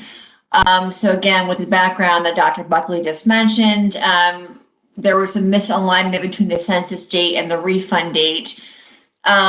Complicating that factor, we also introduced a policy this past spring for the Board of Regents, which was the grading, notations, and academic engagement policy, which really helps us to more accurately depict the actual student enrollment at the time of census. So with both of these items at play, it was clear to us that the time had long since come to really evaluate, review, and refine the policy we had that we're sharing with you this morning. So with that in mind, this proposed policy really looks to provide more of a uniform framework for refunds as well as course withdrawals for both full-term and abbreviated term courses. As was stated by Provost Gates, it will provide for the equal treatment of all students, regardless of the method of payment for those courses. It will remove existing financial disincentives for early registration when we charge a student for adjusting their class schedule. And importantly, students who have the most need will be allowed to adjust their courses at the start of the term without accruing a financial penalty that they truly cannot afford. It will also provide the opportunity for students to test various instruction modalities without fear of penalty during the first 7 calendar days of full-term semester courses. And finally, our policy looks to really align the course withdrawal dates with the majority of the 4 Connecticut state universities. In the policy recommendation that you received in your packet, there are 5 exhibits. Exhibit A really marks the current refund structure that we have in place for the community colleges today versus the proposed structure that we're talking about. And just for simplicity's sake, I'll really refer to full-term courses when I'm talking this through, with the awareness that abbreviated terms really do mirror what we've done for full semester courses with the same ratios as full-term courses when we establish refund dates and et cetera. A major difference that you'll see in this exhibit is that with this recommendation, students will have 100% of tuition and fees refunded prior to census, which would again allow students who need to adjust their schedules the ability to do so without fear of financial penalty. The second exhibit, Exhibit B, reviews the financial impact of this implementation. And as Dr. Buckley mentioned, we really are appreciative of the work of our finance office in compiling this data for you this morning.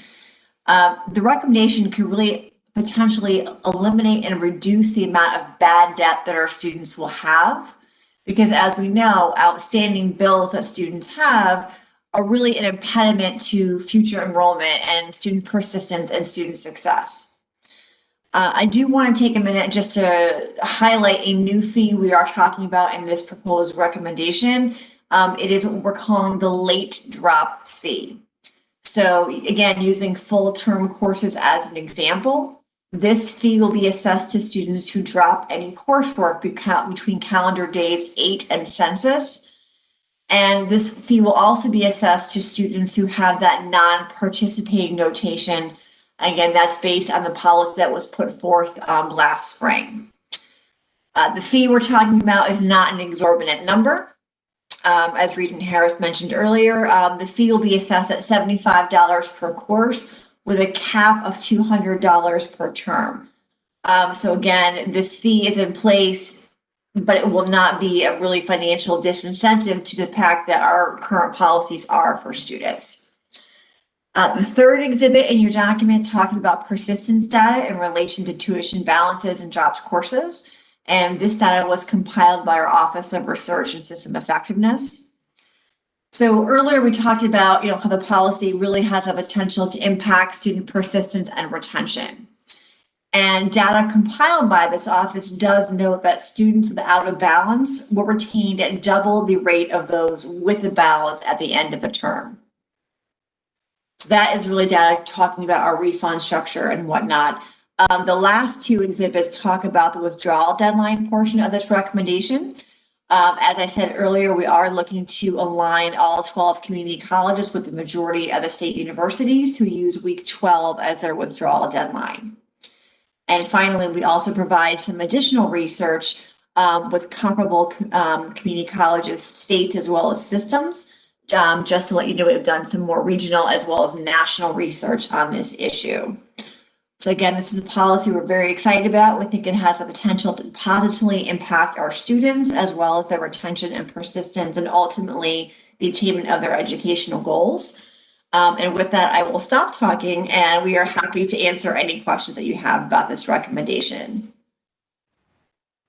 Are there questions? Yeah.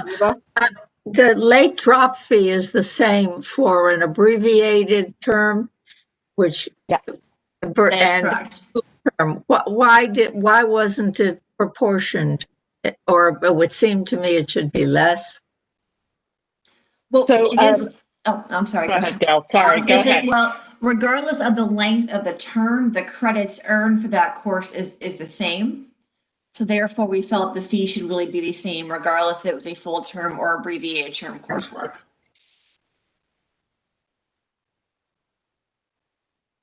Okay. No questions? Other questions here? Nope. Okay. Hearing none, then I think this is a policy that should be very important in the system. It's interesting, if you're in the PACT program, none of this applies, I guess, or do you still have that, if you drop, will you have those, that $200 fee eventually? Have you thought about that at all? We did think about it. The other reason that we settled on a cap of $200 is students who are on financial aid are able to use their financial aid in a current term to pay a past balance up to $200. So we settled on that number because it would not be a barrier for financial aid students to continue to persist. And that's how we arrived at it. Thank you. Okay, I think we're ready to vote on the motion. All in favor of approving the refund and course withdrawal policy recommendation on page 135 of the agenda? Aye. Aye. Any opposed? The motion carries. Thank you very much. I think this is going to be a good addition. Thank you. A lot of work. Okay, we have a number of information items. If there are no questions on those, we'll move to the last item of the agenda, which is the Connecticut State Community College Shared Governance Update. Is that okay? Did we get there? Okay, this is not for a vote. This is for discussion. This policy has been circulated across the system. Recently, I think it has a date of December 31st for comment. And we really want comments. I know the community college, one college has circulated this and they're interested in hearing from all parties. This is the opportunity to do that before it comes back again. There will be opportunities at the Faculty Advisory Council and again, individual comments and from other groups across the state. So there is an opportunity to do that. But we thought it was important that Academic Affairs also had an opportunity to weigh in on this. We're very fortunate to have 3 people with us, I believe. We have Dr. Levinson, who is the interim president of the one college, Michael Stefanowicz, who is the interim AVP and of the state Connecticut State Community College, and Professor Eleanor Bloom, who's co-chair of the committee that developed this, and she is an English faculty member at Housatonic Community College and co-chair of the governance committee. So I'm going to call on, I don't know if Dr. Gates wants to add anything before we call on Dr. Levinson, Dr. Stefanowicz, and Dr. Bloom. No additional comments other than we are very pleased that the shared governance proposal, work group proposal, has moved forward. Thank you. And coming from me, I would reiterate just what Provost Gates has said. I believe the proposal reflects a lot of hard work and good thinking, and I believe provides a really great foundation for Connecticut State Community College. Well, I think you're muted, Regent Harris.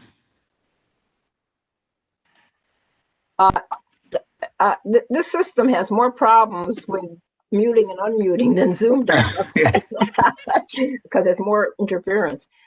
Dr. Stefanowicz will kind of give a few introductory remarks, I guess. And Sure, I'd be happy to. Thank you. So hello, Regents and guests. Thank you for the time today. I'm here to share the draft of the shared governance proposal. As Provost Gates and Regent Harris has said, has been distributed for public comment. I have been co-chairing the committee with Professor Eleanor Bloom from Housatonic Community College, and we'd like to provide you just a brief overview of the proposal and the process, just to update you with the information. So there's a lot of detail in the proposal, but and the history of the shared governance work group is in the document. I just wish to summarize that the group was formed in the spring of 2018 as a work group under the Students First Academic and Student Affairs Consolidation Committee. The group was formed with 6 members of the larger steering committee and 12 elected members, 1 from each college. And the group was formally charged by Provost Gates in December of 2018. The group's charge was very specific. It was to develop a shared governance proposal that could be distributed and finalized for the single college, which has now been named Connecticut State Community College.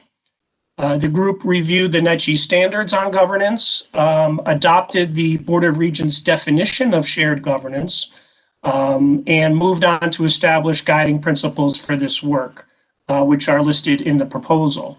The group then moved on to examine the governance models at the existing 12 colleges and began drafting different models and discussing those.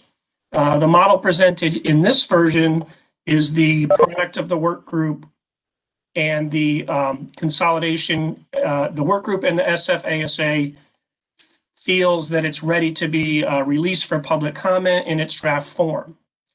The graphic of the model is on page, I believe, 171 of your agenda.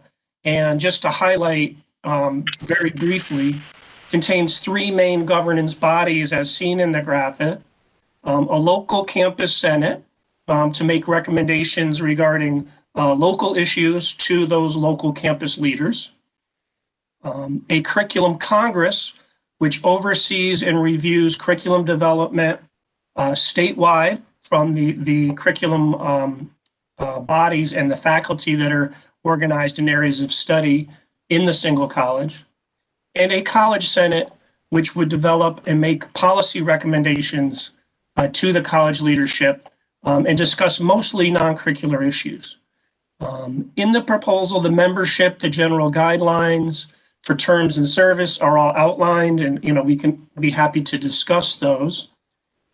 As far as the process goes, we are following the same process that we used last year when we distributed the general education core for the single college. This draft proposal has been distributed to the entire community college community. We're receiving public comment until December 31st. Comment can be sent in via a Microsoft form, which we've established a link to, or to any committee members or to the co-chairs. After that date, the shared governance work group will meet to review the feedback, make any necessary changes, and then following the transitional governance process, which we developed early on and used for Gen Ed, the proposal would be sent back out to each college for endorsement. And we anticipate this occurring early to mid-spring 2021 semester. I can speak to two bodies, but I'd like to ask Professor Bloom just to give a brief overview of the Curriculum Congress. That's the body that I think is most relevant to this committee of the board, the ASA committee dealing with the program proposals and so forth. And then we're happy to answer any questions about the proposal on behalf of the committee. Eleanor? Thank you, Mike. Can everyone hear me all right? Yes, definitely. One of the major aspects of the Curriculum Congress, and it underwent quite a bit of discussion during our meetings, was to make sure that there was representation throughout the 12 campuses, that there would be voices from the various constituents, from the various even smaller groups of disciplines or departments. In other words, that no one would be overlooked. So in forming the membership, you can see, and I'm not sure which page that's on, but there it is, 169, that the details for membership are doing its best to allow for that kind of diverse representation. The other aspect that I would point out is compensation, because this does require a lot of time on the part of those who would be serving on the Congress. So there is stipulation for that compensation. Additionally, within the flow of the curricular proposals, you'll note that because the Congress does not have its decisions go through the College Senate. Now, this was to preclude delays, one less step that the curriculum has to go through in order to be approved and be enacted, on the campus. However, because the proposals do not go through the College Senate, in case there is major dispute over a decision of the Congress, there is a, sorry, I'm looking for the term. Must be getting close to lunchtime. An appeal. Thank you, Mike. The appeal process, so that it can be appealed through the College Senate if there's a major dispute, something needs to be discussed further. So we wanted to make sure that that was in place. Those are the key areas of the Curriculum Congress part of the proposal that I would point to. Other than that, if there are questions, Mike and I are happy to hear those at this time. And I would just add, Ellie, you made a great point about the representation, that really what the committee was balancing was a lot of concerns related to small campus versus large campus, but also understanding that faculty and staff will be part of a large statewide college. So certainly for curriculum, faculty are organized in areas of study, and curriculum needs to come from, for instance, a statewide English department. But we want to make sure that everyone has a voice, and that was one of the guiding principles it's in the document, is that whether it be a local campus senate or a statewide college senate, that all parties are represented and have a voice at the table. And we have started receiving some feedback and some suggestions, and that's part of the process. So if a group has just been mistakenly left out, we want to revisit that. Yep, and we're happy to answer questions about the proposal. Mike, do we want to say anything about the local campus, how that's going to be handled? Sure. I'll just highlight that the committee did discuss the need for a local campus senate. That was a big discussion point. There was a lot of discussion about whether curriculum would go through a local campus curriculum committee, which didn't seem to make much sense when folks are part of a statewide department. But we do understand that there are issues that are very local to a campus. Whether it be, the things we talked about were things like maybe a smoking area or parking rules or cafeteria things, but also other areas of jurisdiction that only relate to a campus. And we felt that we wanted to honor the structures that are in place. So this committee did not want to set specific rules for that campus senate. There's a historical precedent of how senates have been developed, and we wanted to recognize that. But we did also want to point out that if an issue affects, for instance, the accreditation of the single college, or it's a curriculum item which affects all students, that does need to be, sent to a statewide body. So I think that's what you're referring to, Eleanor. But we did recognize the need for some local control, and we didn't want to lose that. And we also did not want to stipulate necessarily what that looks like, other than that all constituents should have a voice. Right, to allow for lack of a better word, the personality of the individual campus and their historicity to remain, to continue as they need it to be. And that allows them to retain their personality as a campus, their culture as a campus going forward. Thank you. I know this has been a long area of discussion. It's a really critical one for the Connecticut State Community College as it is developing. And I think it shows a lot of hard work, and I'm sure you're going to get a lot of feedback. I'm positive of that.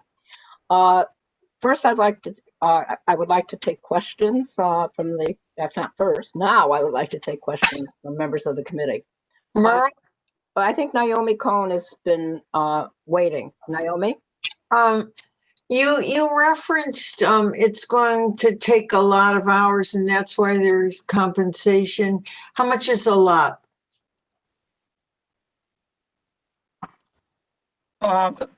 Naomi, I guess I'll take a stab at that. We're not sure yet because we've never done curriculum development and approval statewide. Although we are looking at the work that's occurring now to align the programs. So for instance, the criminal justice group just submitted a proposal for their aligned programs and their courses. And I think it was 263 pages, that proposal. So we're talking, large amounts of work in detail. Obviously, this is a proposal and we're looking into things that can help with that time. So we're looking at curriculum development software, which some of our colleges currently use to have the document flow. But what we were recommending in the proposal, what the committee is recommending is a course release. So, the equivalent of one course to serve on this committee, and then chairing would be 2 course releases. That certainly could be adjusted as we see what the work is like. But we do know that these groups will need to start meeting possibly as early as 2022. There was a timeline in there that kind of showed, as we look through, programs that will be offered at the single college need to go through this governance process, and they will start doing that probably a year ahead. So if it is that model, how many people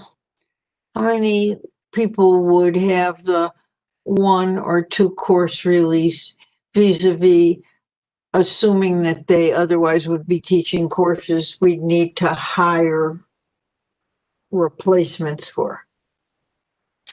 Yeah, it would be all the committee members. So I think it was 8 on the curriculum committee. I have to go back and look at the number. I think it was. It's 18 faculty. 18, yep.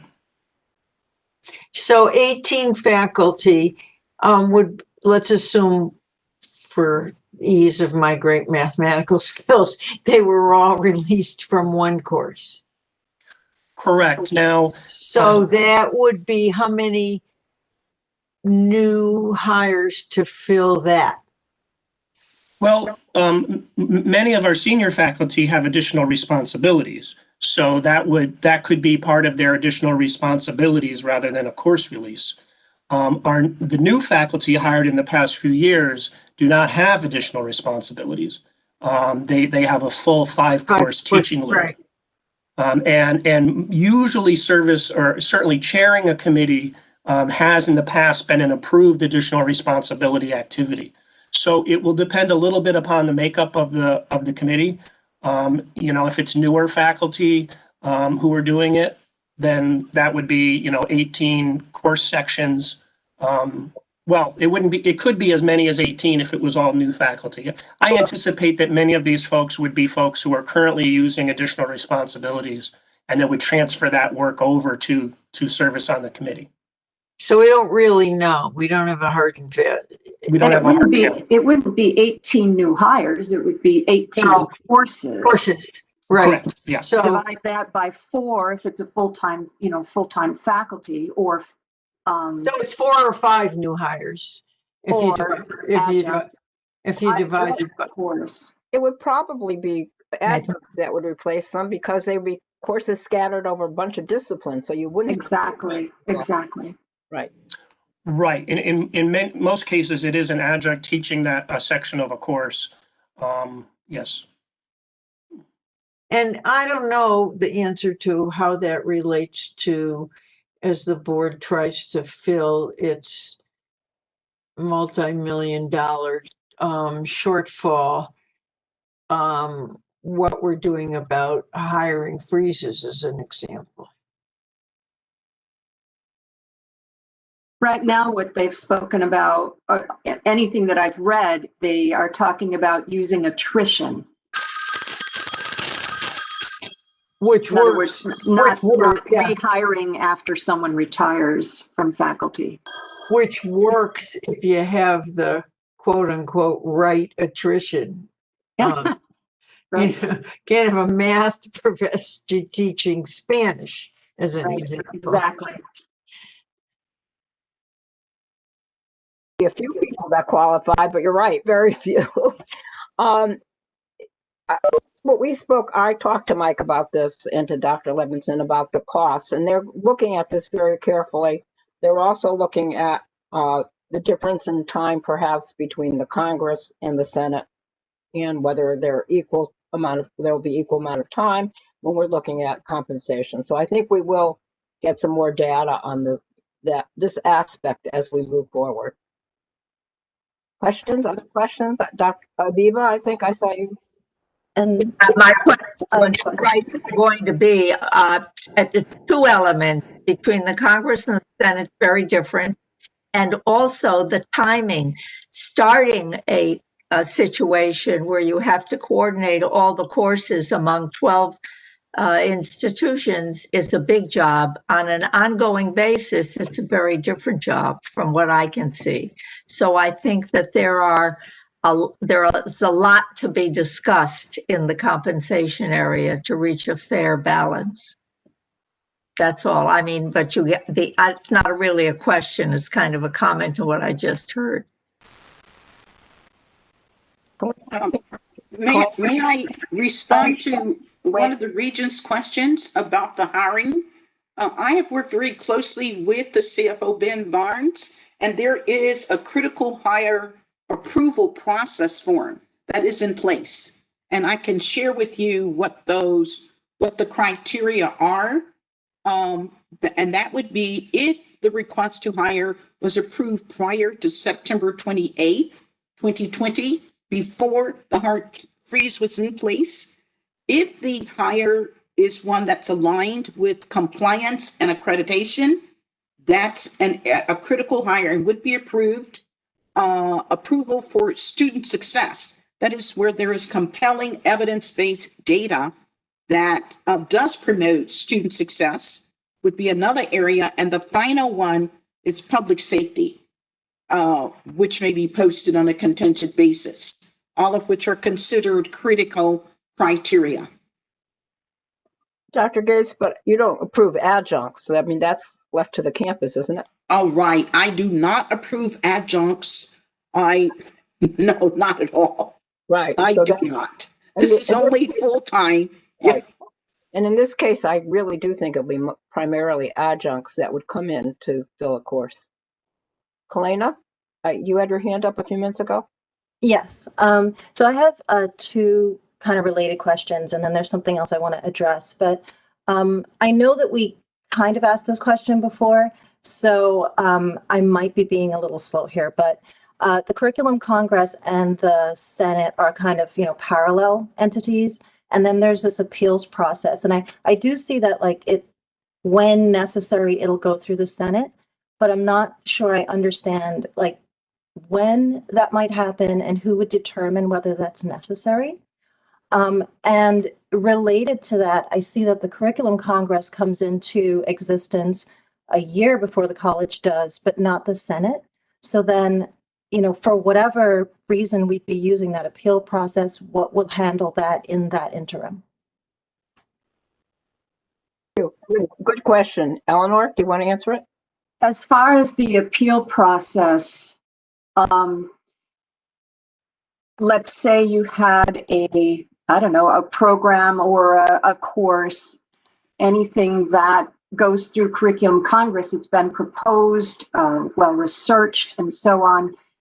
And for whatever reason, the Curriculum Congress doesn't feel that they can approve it. And the people who are backing the proposal feel strongly enough about it that they want to appeal it. Then it would go to the college senate for that appeal process.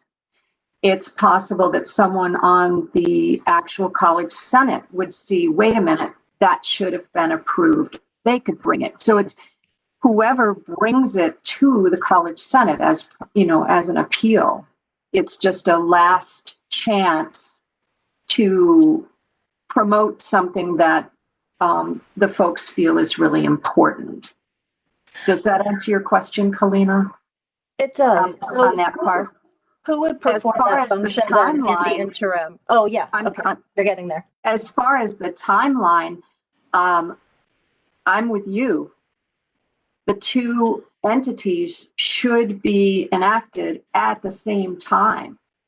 I don't know why the college senate would be, not in place. Right. Our intention is that later. They should happen simultaneously. Right. Our intention is that both bodies would begin meeting in the spring of 2022. Excuse me. Let me look at the timeline again. In the yes, in the spring of 2022. That's on the timeline. I know there's a bubble there that says that we were trying to highlight in this timeline when the different curriculum processes would occur, but the intention is that both bodies would be staffed in developing bylaws in the spring of 22 and then would operate in 22, 23. So we may need to revisit that to make sure that timeline is clear.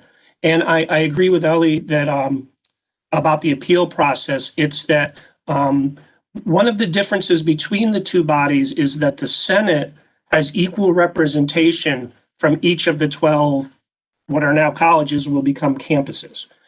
So there's equal representation from small, medium, and large campuses. And there was discussion and concern that there may be a curriculum change that would adversely affect perhaps a small college.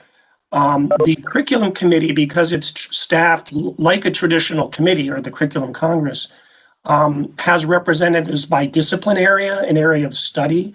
So there's no guarantee that there would be equal representation on the curriculum congress from the various sized campuses. And that was partly why the appeal process was developed, so that if curriculum was moving forward and it did have an adverse effect, or just wasn't workable for either a small or a medium or a large, that could be brought forth. It could be, you would request that of a senator to bring that forth to the campus senate. But Kalina, you're raising a good point that we may need to detail that appeal process a little bit more in the final proposal to establish who brings that forward and how. Yep.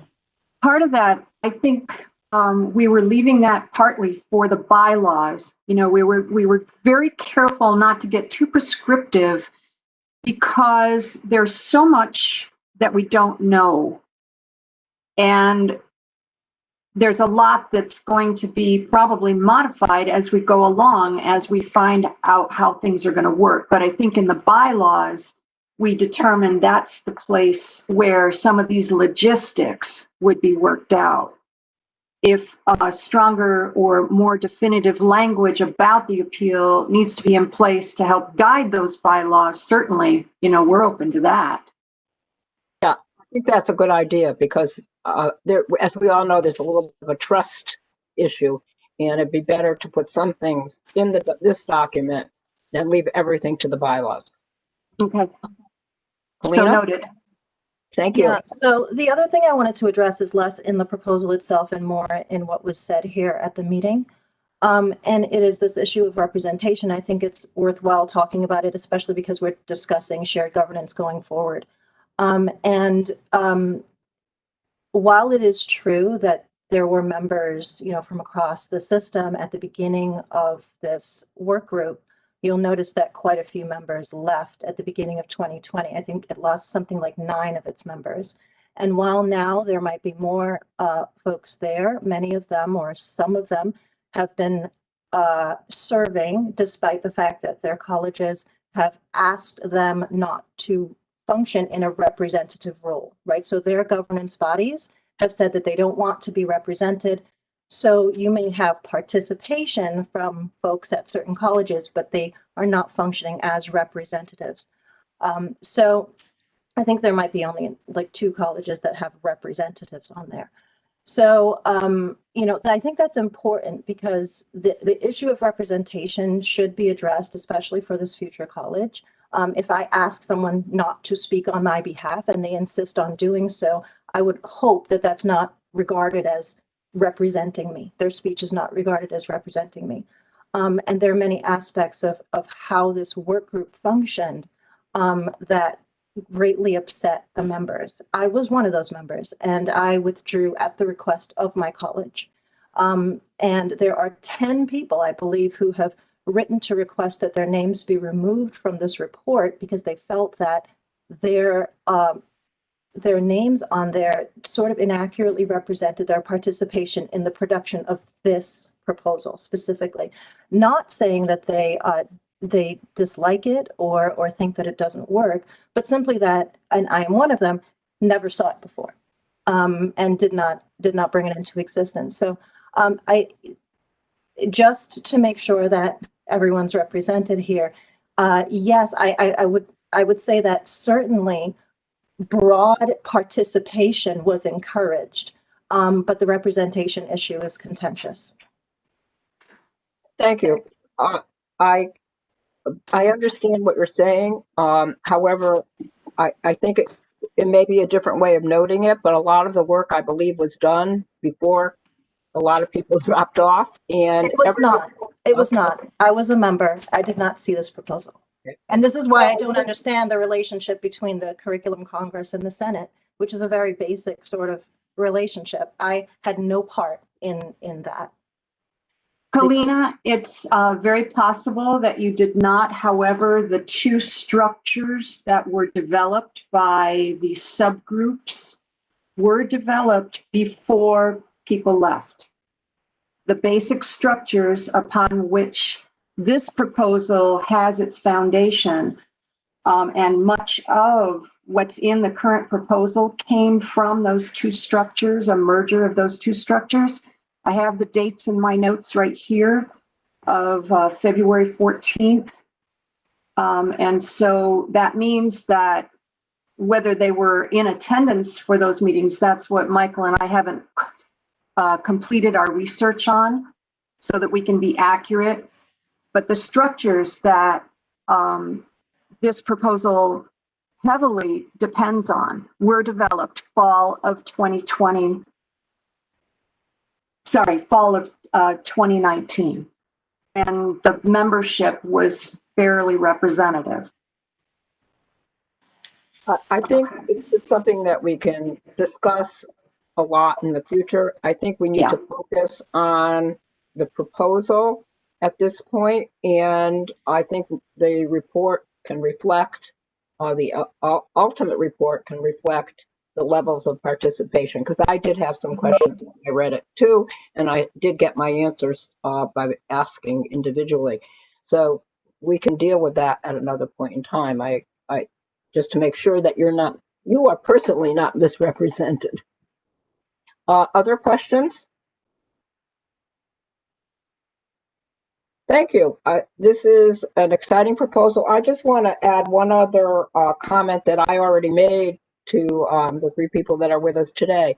The one thing I want to ensure in this proposal is that we don't lose some campus level flexibility, because we promised that in the beginning. Sometimes there is an employer that needs something on an individual campus, and I think we have to figure out how to build that in, or we're going to discourage our workforce people, our workforce council statewide, and other individual corporations from coming to us. Instead, they will go to another institution in the state for that kind of work, because they can respond very quickly. And that has been our problem in the past. We have lost a lot of impetus by people, corporations, and hospitals going to an institution like Goodwin instead of to one of our community colleges. And therefore, it affects our student enrollment and what we're doing for the state of Connecticut. So I've asked that that be examined to make sure there are some policies perhaps that, or some other documentation that would allow some things to start without a full proposal. Other questions or comments?